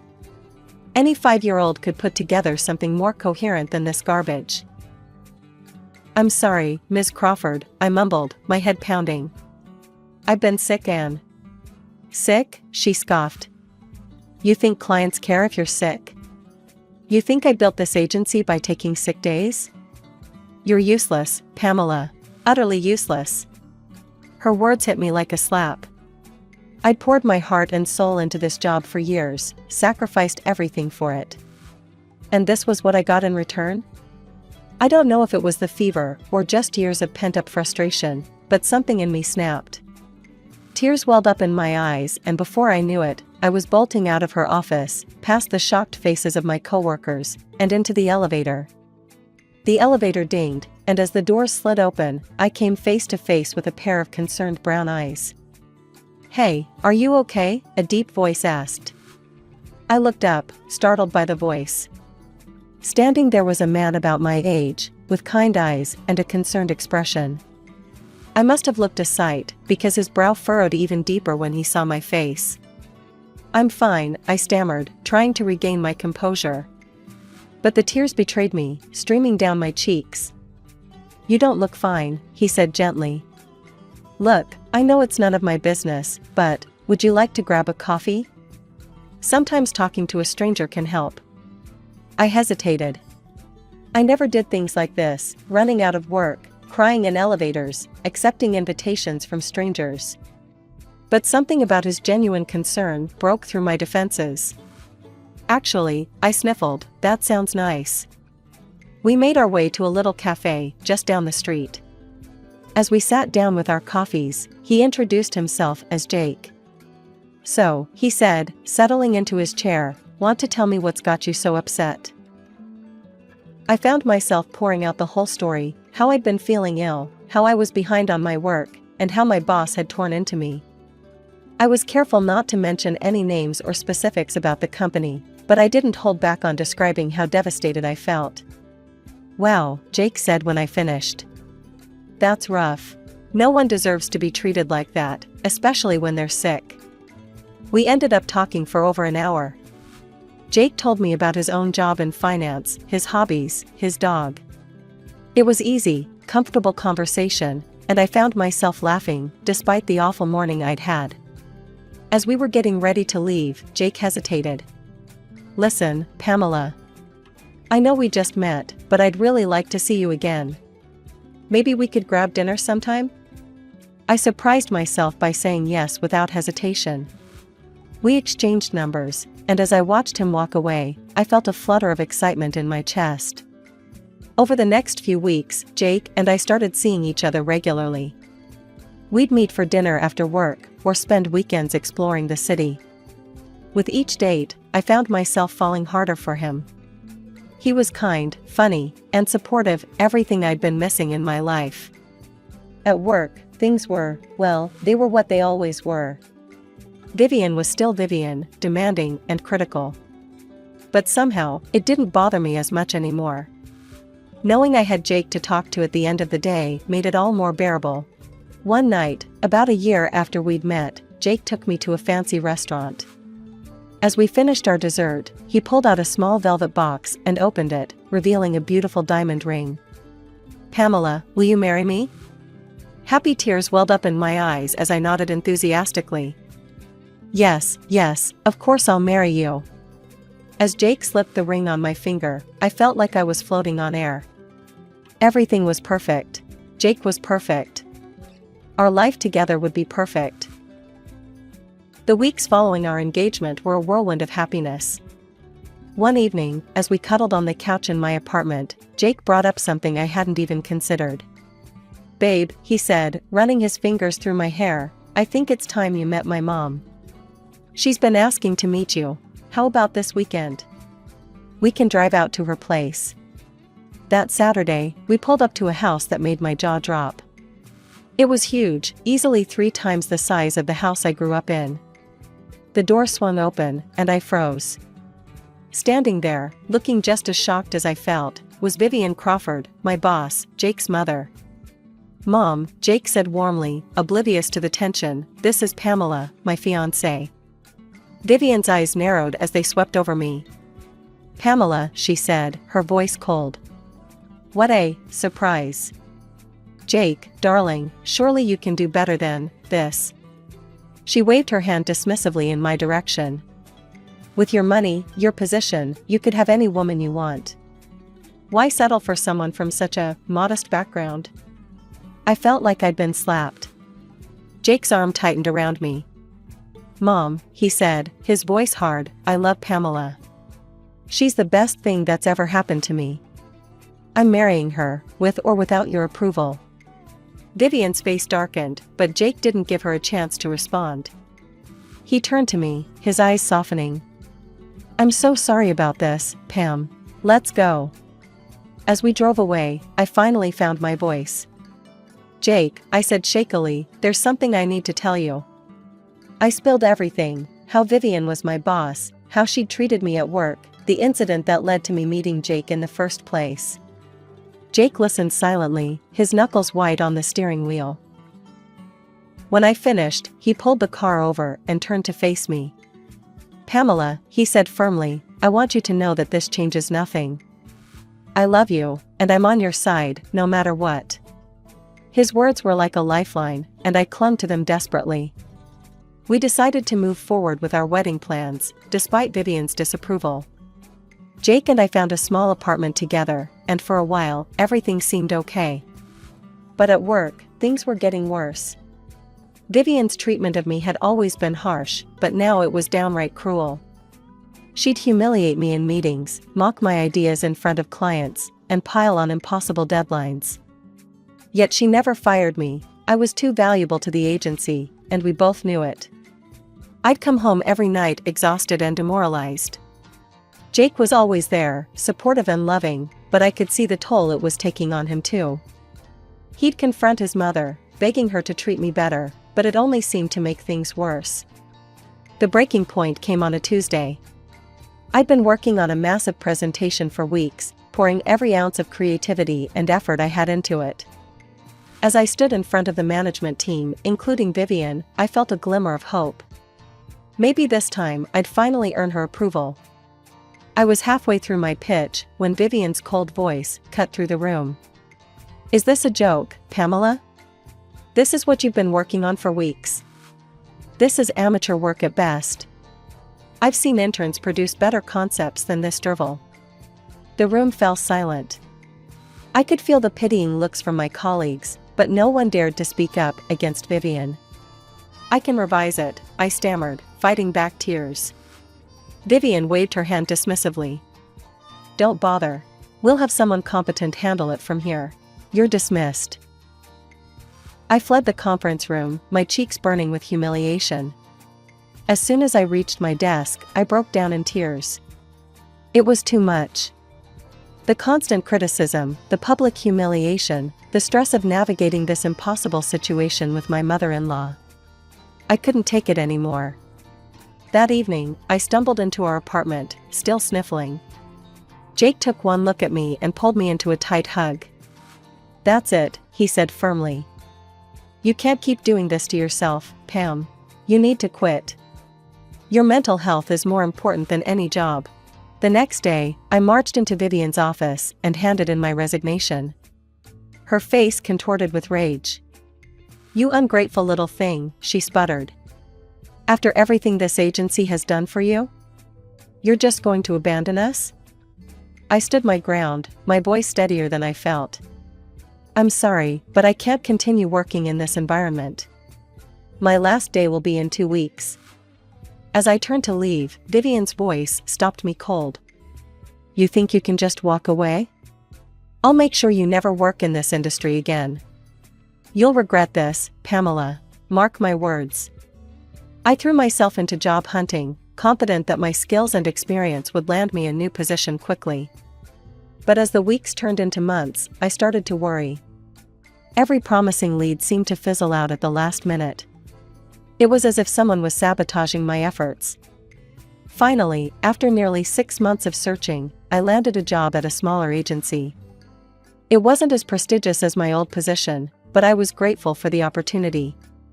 As I settled into my new role, I began to feel like things were finally looking up. But fate, it seemed, had other plans. Just as I was starting to feel secure in my new job, my boss called me into his office. The moment I saw his face, I knew something was wrong. "Pamela," he said, his voice heavy with regret, "I'm afraid we have to let you go. Your work has been excellent. It's just, well, I can't say more, but my hands are tied. I'm sorry." As I packed up my desk in a daze, my phone buzzed with a text. It was from Vivian. "How does unemployment feel, dear? Perhaps now you'll learn your place." In that moment, I realized the true extent of my mother-in-law's vindictiveness. She hadn't just threatened to ruin my career, she was actually doing it. The following months were a blur of anxiety and frustration. No matter how many resumes I sent out or interviews I went to, I couldn't seem to land a job. I started picking up freelance gigs just to make ends meet, but it was barely enough to cover our bills. One afternoon, as I sat at our kitchen table, scrolling through job listings I knew would lead nowhere, my phone rang. It was Vivian. My finger hovered over the decline button, but curiosity got the better of me. "Hello?" I answered cautiously. Pamela, dear, Vivian's saccharine voice oozed through the speaker. I just thought I'd check in on my favorite daughter-in-law. You know, Jake's birthday is coming up soon. I froze. In all the chaos of the past few months, I'd completely forgotten about Jake's birthday. I was thinking, Vivian continued, her voice suddenly warm. Why don't we surprise him? We could throw a party at my house. All his friends, family, it would be lovely, don't you think? It's time we put our differences aside, don't you think? Jake'd be so happy to see us getting along. As much as I wanted to refuse, I couldn't deny that Jake would love to see his mother and wife reconcile. And after everything he'd done for me, didn't he deserve a special birthday?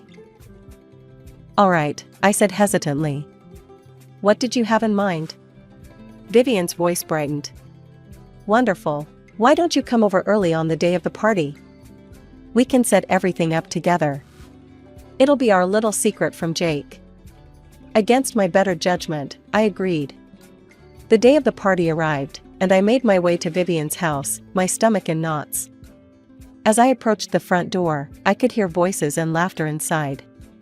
As I stepped inside, I was shocked to see the house already full of guests. Vivian's phone was in her hand, apparently live streaming the event. Everyone, Vivian announced loudly, her eyes gleaming with malice.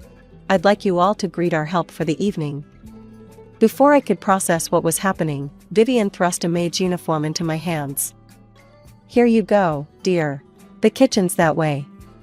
Chop chop, these guests won't serve themselves.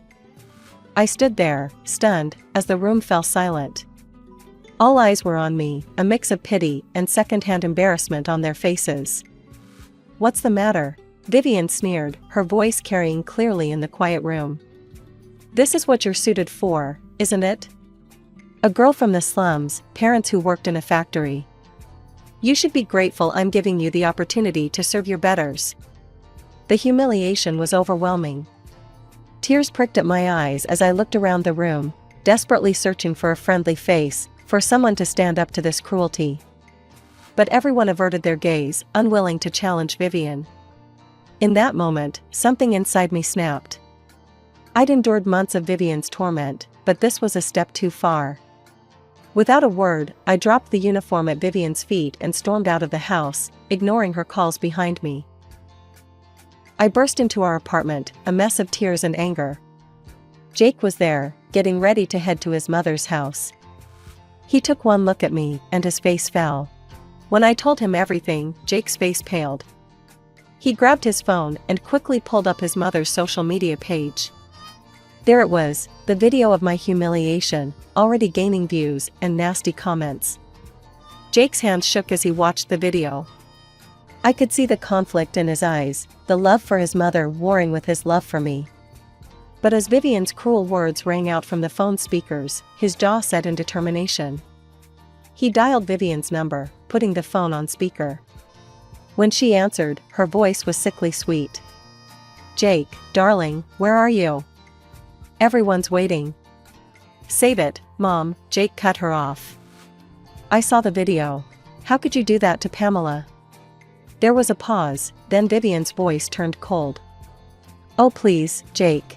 I was just putting her in her place. You know she's not good enough for you. I was doing you a favor. No, Mom, Jake interrupted again. You weren't doing me any favors. You were being cruel and manipulative. I love Pamela, and I won't let you treat her like this anymore. We're done. Don't contact us again. He hung up before Vivian could respond. The silence in our apartment was deafening. Jake turned to me, his eyes soft. I'm so sorry, Pam. I had no idea she would go this far. I fell into his arms, feeling a mixture of relief and anxiety. We spent the rest of the evening together, ignoring the constant ringing of Jake's phone. It was only the next morning that we realized the full extent of Vivian's retaliation. Jake's boss called him in for an emergency meeting. When he returned home a few hours later, his face was ashen. They fired me, he said, his voice hollow. Apparently, the CEO is a close friend of my mother's. She asked him to let me go. We spent the next few days trying to figure out our next move. With both of us unemployed and Vivian's influence seemingly everywhere, our options felt limited. Maybe, Jake said hesitantly one evening, maybe we should consider moving. Start fresh somewhere else, away from my mother's influence. The idea was tempting, but something nagged at me. Jake, I said slowly, why did your parents get divorced? You've never really talked about it. Jake's face clouded over. I don't really know the details. Mom always said Dad abandoned us, that he didn't want anything to do with me. Dad tried to contact me a few times when I was younger, but Mom always intercepted the calls, told me he was just trying to manipulate us. An idea started to form in my mind. Jake, what if we reached out to your dad? Maybe he could shed some light on all of this. We arranged to meet Jake's father, Robert, at a quiet cafe the next day. As we walked in, I spotted an older man who bore a striking resemblance to Jake. His face lit up when he saw us, and he stood to greet us with a warm, if slightly awkward, hug for Jake. You must be Pamela, he said, turning to me with a kind smile. It's wonderful to meet you. As we settled in with our coffees, Robert's face grew serious. Jake, I can't tell you how happy I am to hear from you. But I have a feeling this isn't just a social call. What's going on? Jake took a deep breath and began to explain everything, Vivian's treatment of me, her sabotage of our careers, the humiliating party incident. Robert listened intently, his face growing darker with each revelation. Dad, Jake said hesitantly, what really happened between you and Mom? Why did you divorce? Robert's eyes clouded over with a mix of anger and sadness. It's a long story, son. One I'm not proud of. You see, I used to work for my father's company. Your mother was in the accounting department. I thought we were happy, but... He paused, taking a sip of his coffee before continuing. One day, the police showed up at the office. Your grandfather was arrested for tax evasion. It all happened so fast, the company was in chaos, and suddenly your mother was taking charge, saying she'd keep things running. Jake and I exchanged a glance, both thinking the same thing. This sounded awfully familiar. Robert continued. I had my suspicions. Your mother had access to all the financial records, and she'd been pushing for more control in the company for months. I confronted her, asked her if she had anything to do with framing your grandfather. She didn't deny it, Robert continued. Instead, she threatened me. I had an affair. It was brief, but your mother found out. She had evidence, photos, messages, everything. Jake and I exchanged a shocked glance as Robert continued, his voice heavy with regret. The woman I had the affair with, her husband was an incredibly influential man in our industry. Your mother threatened to tell him everything unless I did exactly as she said. She gave me an ultimatum, divorce her, give her everything, and stay away from you, or she'd destroy me completely. I'm ashamed to say I took the coward's way out. I thought I was protecting you, Jake. As we sat there, processing everything we'd learned, a memory suddenly hit me. Jake, I said urgently, remember when I first started at the agency? I noticed some discrepancies in the books. I even took some pictures, thinking I might need to bring it up to Vivian later. Jake's eyes widened. Pam, are you saying? I nodded. I think your mother might be doing the same thing she did to your grandfather. If we can prove it. After our revealing conversation with Robert at the cafe, we all decided to return to our apartment. As soon as we entered, I made a beeline for my laptop. Jake and Robert watched intently as I booted it up, their anticipation palpable. Here they are, I said, pulling up the folder containing the incriminating photos. Just as I remembered. Jake and Robert leaned in, their eyes widening as they took in the images on the screen. Clear as day, there was evidence of double-entry bookkeeping, one set of books for the tax authorities, and another showing the true state of the company's finances. Jake's face set in determination. We need to take this to the authorities right away. Mom can't keep getting away with this. The next few weeks were a whirlwind. We contacted the tax authorities, presenting them with the evidence I had uncovered. they launched a full and in-depth audit of Vivian's agency. The investigation was thorough and relentless. The scale of tax evasion was staggering. Vivian was arrested and charged with multiple counts of tax evasion and fraud. The trial was swift, and the evidence overwhelming. In the end, the judge handed down a harsh sentence. Vivian would be spending several years in prison. In the aftermath of Vivian's conviction, the court decided to transfer ownership of the agency to Jake, as the closest family member not implicated in the crimes. It was a lot to take in, and we spent many late nights discussing what to do next. One evening, as we sat on our balcony watching the sunset, Jake turned to me with a smile. "You know, Pam, I've been thinking. This agency needs a fresh start, a new direction. And I can't think of anyone better to lead it than you." I stared at him in shock. "Me? But Jake, He cut me off gently. "You're brilliant, Pam. You saw what was happening when no one else did. You have the skills, the vision, and the integrity to turn this agency into something we can be proud of. What do you say? Will you be our new executive director?" Tears welled up in my eyes as I nodded, too overwhelmed to speak. After everything we'd been through, after all the times Vivian had tried to tear me down, here I was, being offered the chance to lead the very agency she had used to torment me. The next few months were busy as we restructured the agency. We implemented strict ethical guidelines, rebuilt client relationships, and created a work environment based on respect and creativity. Slowly but surely, the agency's reputation began to recover. Through it all, Robert was there, offering support and advice. Over time, the awkwardness faded, and we found ourselves enjoying Sunday dinners together, rebuilding the family bonds that Vivian had tried so hard to destroy. I never thought a simple photo would turn my life upside down, but that's exactly what happened last Tuesday. There I was, standing next to Mr. Peterson, our company director, both of us smiling as he shook my hand. The caption read, "Finally got that promotion. Hard work pays off. Career milestone." I didn't think much about posting it, just another career update on social media. How wrong I was. My name is Audrey, and at 25, I'd finally gotten my first big break at Marshall & Associates, moving up from entry-level manager to department head.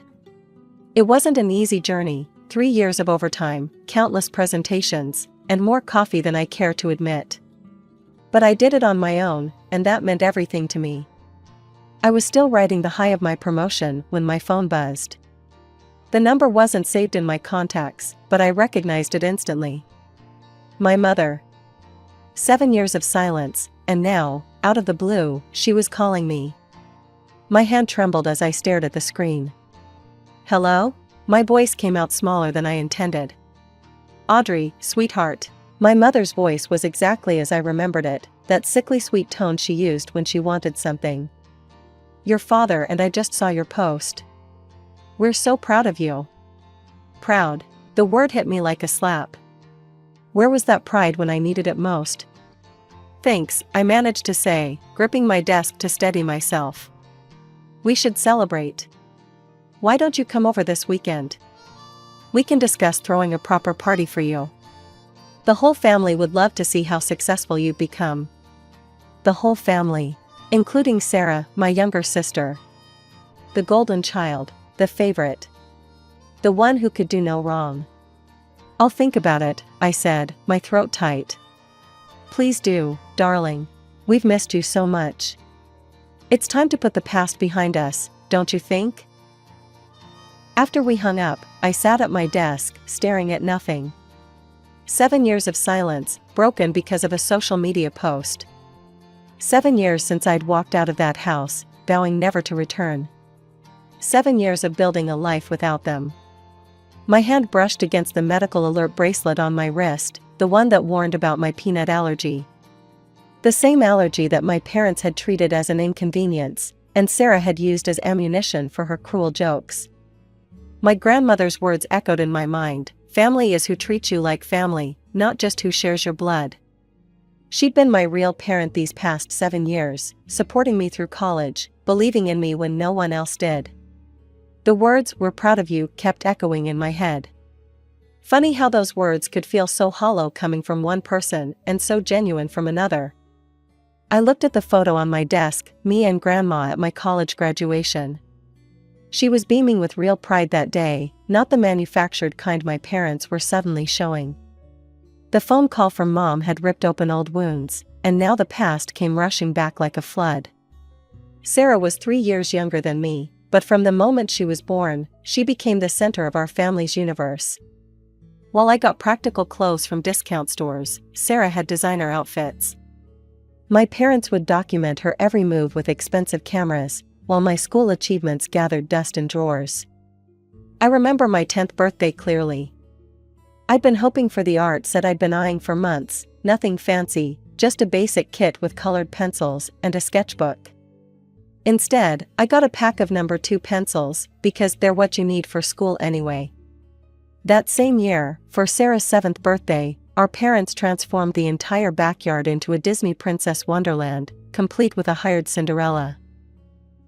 "Sarah's just more artistic," Mom would say when relatives questioned the disparity. "She needs proper tools to develop her talent." "You have to understand," my Aunt Jessica once said to my parents during a family dinner, "children should be loved equally." This isn't right. I can still see Mom's dismissive wave. "Oh, Jessica, you don't have children. You don't understand. Our girls are just different. Sarah has real potential." The worst part wasn't even the material things, it was the constant emotional undermining. Like the time I won first place in the state math competition. Instead of congratulations, Mom said, "That's nice, dear, but did you see Sarah's painting got displayed in the school hallway?" My grandmother saw through it all. "This isn't right, Margaret," she'd tell my mother. "You're raising one child to be entitled and the other to feel worthless." "Mom, please," my mother would respond with an eye roll. "Sarah is gifted. Audrey is, well, Audrey is ordinary. We're just being realistic about their capabilities." Sarah learned quickly how to exploit her position. She'd break something and blame me, knowing our parents would believe her without question. She'd accidentally spill juice on my homework, then cry when I got upset, making me look like the bad guy. Once, she even told her friends they couldn't play with me because I was the boring sister. The day I got accepted into the advanced mathematics program at school, Sarah had a minor role in a school play. Guess which event my parents attended? I sat alone in the math classroom during the awards ceremony, watching other parents beam with pride at their children. My certificate was signed by my teacher and the principal, but my parents never even saw it. "Your sister needs us more," Dad would say whenever I tried to express my feelings. "She has real talents to nurture. You're more independent." Independent wasn't a compliment, it was their way of justifying their negligence. Even our relatives could see it. During family gatherings, conversations would halt when Sarah would dramatically demand attention or deliberately exclude me from activities. The adults would exchange uncomfortable glances, but my parents remained oblivious, or perhaps willfully blind. Life has a way of throwing curveballs when you least expect them. Mine came in the form of a peanut butter sandwich at Grandma's house when I was 12. I'd eaten peanut butter countless times before, it was actually one of my favorite foods. But that day was different. "Want a sandwich, sweetheart?" Grandma had asked, making her famous peanut butter and honey combination. I nodded eagerly, watching her spread the creamy peanut butter across the bread. 3 bites in, something felt wrong. My throat started to tighten, and breathing became increasingly difficult. I remember dropping the sandwich, my hands clutching at my throat. What happened next is still a blur in my memory. Grandma's quick thinking saved my life. She immediately recognized the signs of anaphylaxis and called 911. I remember her holding my hand in the ambulance, her voice steady but scared. "Stay with me, sweetheart. Just keep breathing." My parents arrived at the hospital about an hour later, clearly annoyed at having to leave work. Mom was tapping her foot impatiently while the doctor explained about severe peanut allergies and how they can develop suddenly, even if you've never had problems before. "She'll need to carry an EpiPen at all times," the doctor emphasized. And you'll need to be very careful about checking ingredients in everything she eats. Cross-contamination can be dangerous too. Dad nodded absently, checking his watch. Mom was already on her phone, probably texting Sarah's dance instructor about being late for pickup. The ride home was worse than the hospital. They waited until we were in the car before letting their true feelings show. "This is just perfect," Mom muttered. "As if we don't have enough to deal with. First the math tutoring, now this," Dad added. "Everything with you has to be complicated, doesn't it, Audrey?" I pressed myself against the car door, trying to make myself as small as possible. My throat was still sore from the reaction, but their words hurt more than any physical pain. The years that followed were a careful dance of reading labels and carrying EpiPens. Grandma made sure I had proper medical alert bracelets and helped me learn how to advocate for myself. She even called the school to make sure they understood the severity of my condition. Sarah, of course, found endless amusement in my new medical condition. She'd wave peanut butter sandwiches in my face, laughing when I flinched away. "Oh, sorry," she'd say with fake innocence. "I forgot you're allergic to everything now." At family gatherings, she'd loudly announce, "Be careful everyone, Audrey might die if she eats the wrong thing," making me feel like even more of an outsider. My parents never corrected her behavior. If anything, they seemed annoyed by my need for caution. I learned to pack my own meals, check every label 3 times, and never trust food I hadn't personally verified. It was exhausting, but it became my normal. My high school graduation should have been a moment of triumph. Full scholarship to Northwestern State University, I'd done it entirely on my own, maintaining straight A's while juggling part-time jobs and my constant vigilance about food allergies.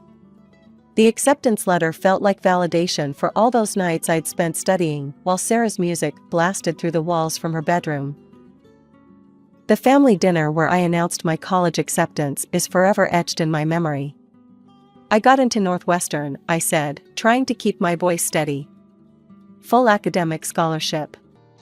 "That's nice, dear," Mom said, barely looking up from her plate. "The thing is," I continued, gripping my fork tightly, "I'll need help with housing. The scholarship covers tuition, but not accommodation. I've looked into the costs, and..." "No," Dad's response was immediate and flat. "You chose to apply to a college in another state. That was your decision. We're saving for Sarah's education. She's planning to attend Juilliard in 2 years, and that's not cheap." I stared at my plate, fighting back tears. Sarah smirked from across the table, twirling her pasta with deliberate slowness. "But it's just the housing cost," I tried again. "The scholarship covers everything else." "Audrey," Mom's voice was sharp. "We've made our decision. If you want to go to college out of state, you'll have to figure out the housing situation yourself." That's when the front door opened, and Grandma walked in, holding a congratulations balloon and a small gift bag. Her smile faded as she took in the scene, my red eyes, Sarah's smug expression, our parents' cold faces.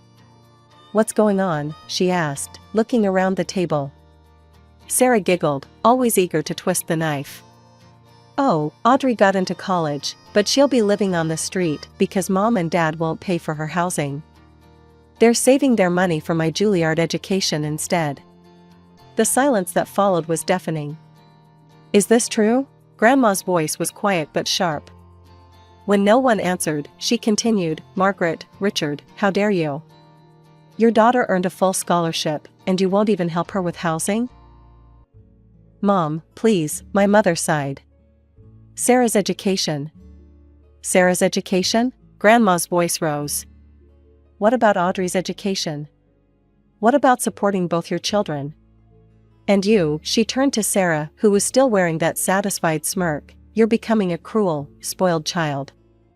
I'm ashamed of how you're behaving." Sarah's face crumpled, and she burst into tears, her usual tactic when things didn't go her way. Mom and Dad immediately rushed to comfort her, shooting angry glares at Grandma and me. "This is exactly what we mean," Mom snapped. "Audrey and you, Mom, you're always causing problems. Always making everything difficult." Something inside me snapped. Without a word, I stood up and walked out of the dining room. I climbed the stairs to my bedroom, pulled out my old duffel bag, and started throwing in clothes. Grandma appeared in the doorway a few minutes later. "Pack everything you need, sweetheart. You're coming home with me." "But college," I started. "Will be taken care of," she said firmly. "I'll pay for your housing. You focus on your studies and building your future." 20 minutes later, we walked out of that house together, leaving behind my parents' angry voices and Sarah's theatrical sobs. In that moment, I felt something I hadn't felt in years: hope. College life was everything I'd hoped for and more. My tiny apartment near campus became my sanctuary, a place where I could finally breathe freely without walking on eggshells. Grandma visited often. She never missed a birthday, a holiday, or any milestone in my life. My parents and Sarah, on the other hand, became ghosts. No calls on Christmas, no cards on my birthday, not even a text message during graduation. 7 years of complete silence. So when I found myself standing on their doorstep after that phone call about my promotion, it felt surreal. The house hadn't changed: same cream-colored walls, same manicured lawn, same brass knocker that I used to have to stretch to reach. Mom opened the door with an enthusiastic "Audrey" that seemed rehearsed. She pulled me into a hug that felt foreign and stiff. The living room was exactly as I remembered it, still dominated by Sarah's achievements. Her Juilliard degree held the place of honor above the fireplace. She sat in Dad's old armchair, scrolling through her phone, barely acknowledging my presence except to roll her eyes when Mom gushed about my promotion. "We're so proud of you, sweetheart," Mom kept saying, the words sounding hollow after 7 years of silence. "Aren't we, Richard?" Dad nodded from his spot on the couch. "Very proud. Making your way up in a big company like that. We should celebrate properly," Mom continued, her voice taking on that familiar planning tone I remembered from all of Sarah's parties. "A big family gathering, right here at home. Everyone would love to see you, Aunt Jessica, all your cousins." "Grandmother too?" I asked pointedly. Of course," Mom said quickly, though I caught her slight grimace. "We want to make things right, Audrey. It's been too long. Let's say 2 weeks from now? Give everyone time to make arrangements?" I found myself nodding, though every instinct screamed this was wrong. "Sure, that sounds nice." The 2 weeks leading up to the party were strange. Work kept me busy with my new responsibilities, but my phone buzzed constantly with messages from my suddenly attentive family. Mom sent daily texts about party preparations. Sarah, who hadn't acknowledged my existence for 7 years, suddenly sent me a friend request on social media with a message that read, "Time to put the past behind us, sis." Grandma was ecstatic about the reconciliation. "This is all I've ever wanted," she told me over our weekly dinner. "For my family to be whole again." The day of the party arrived warm and sunny. I pulled up to my parents' house to find cars already lining the street. Inside, the house buzzed with activity. Aunt Jessica's daughter, Emma, darted around with her phone, recording everything like a tiny documentary filmmaker. The smell of catering filled the air, all nut-free, I noticed with surprise. "Audrey," Grandma enveloped me in a warm hug. "You look beautiful, sweetheart." Aunt Jessica hugged me next. "So proud of you, kiddo. Department head at your age, that's incredible." Sarah stood by the stairs in a designer dress that probably cost more than my monthly rent, greeting guests with her practiced pageant smile. Our parents fluttered around, playing the perfect hosts, as if the last 7 years had never happened. When everyone was seated at the elaborately decorated dining table, Mom clinked her glass for attention. "We're so happy to have everyone here today," she began, smiling broadly. "As you know, we're celebrating Audrey's promotion." She paused for polite applause. "It's wonderful to see her finally finding her footing in the corporate world." I should have known the word "finally" was a warning sign. "And speaking of success," Mom continued, her voice brightening, "I'd like to take a moment to talk about our Sarah. Many of you know she graduated from Juilliard with honors last year. She's such a talented artist, truly gifted. The next 5 minutes were a detailed recap of Sarah's achievements, ending with, and now that Audrey has this wonderful position and the ear of management, we're hoping she'll help her incredibly qualified sister join this prestigious company. The table fell silent. I could feel Grandma's eyes on me, see Aunt Jessica's uncomfortable shift in her chair. Emma kept her phone trained on the scene, capturing every excruciating moment. Actually, I said, my voice surprisingly steady, I'm not in a position to hire anyone. I'm a department head, not a director. I don't make hiring decisions. Mom's smile tightened. But surely with your new influence. Excuse me, I cut her off, standing up. Mom, Dad, can we talk privately? They followed me into the kitchen, their practiced smiles dropping as soon as we were alone. I thought this was supposed to be a celebration of my promotion, I said quietly. Not a networking event for Sarah. Don't be selfish, Audrey, Mom snapped. Sarah needs this opportunity. Family helps family. Selfish? I repeated in disbelief. After 7 years of no contact, you reach out only because you want something from me, and I'm the selfish one? Dad's face hardened. We've given Sarah every advantage, invested everything in her future. The least you could do is help your sister now that you're in a position to do so. We returned to the dining room, the tension following us like a storm cloud. I sat down, trying to ignore the concerned glances from Grandma and Aunt Jessica. The catering staff had served the main course while we were gone, some kind of elegant chicken dish with a creamy sauce. I took a few bites, my mind still churning from the conversation in the kitchen. The sauce had an interesting flavor, nutty, almost. My throat suddenly felt tight. A familiar panic gripped me as I realized what was happening. Peanuts, I managed to gasp, my hand already fumbling for my purse and the EpiPen inside. There's peanuts. The room began to spin. I could hear chairs scraping, voices raising in alarm. Grandma's voice cut through the chaos, someone call 911. Everything after that became a blur of sounds and shadows. The last thing I remember was the feeling of my throat closing and Grandma's hands gripping mine. I woke up to the steady beep of hospital monitors. My throat felt raw, my body heavy. Grandma sat beside my bed, her face drawn with worry and exhaustion. Oh, thank God, she whispered when she saw my eyes open. We almost lost you, sweetheart.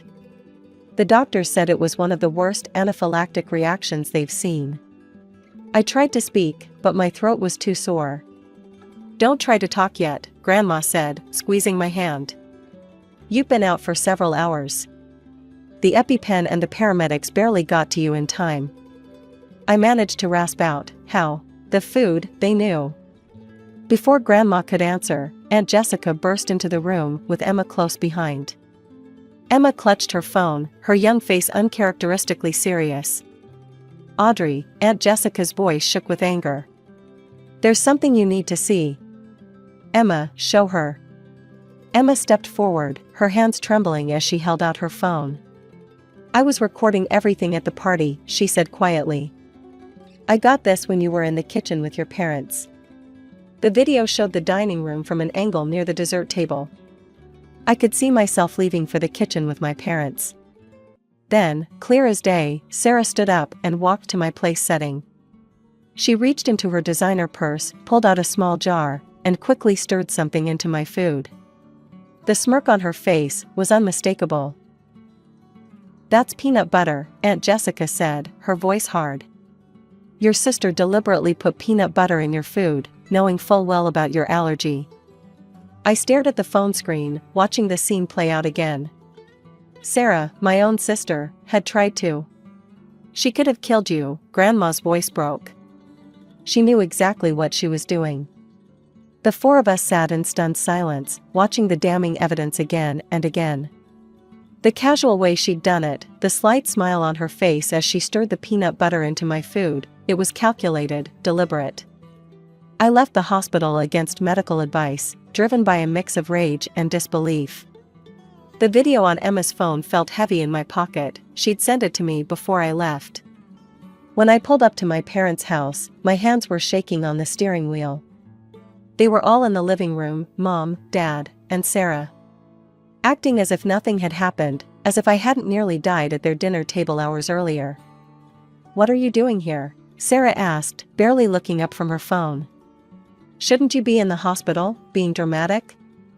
"I know what you did," I said, my voice surprisingly calm. "I know you put peanut butter in my food." Sarah's head snapped up, her face a mask of outrage. Mom jumped to her feet. "How dare you accuse your sister?" she spat. "Haven't you caused enough problems?" I pulled out my phone, pulled up the video, and pressed play.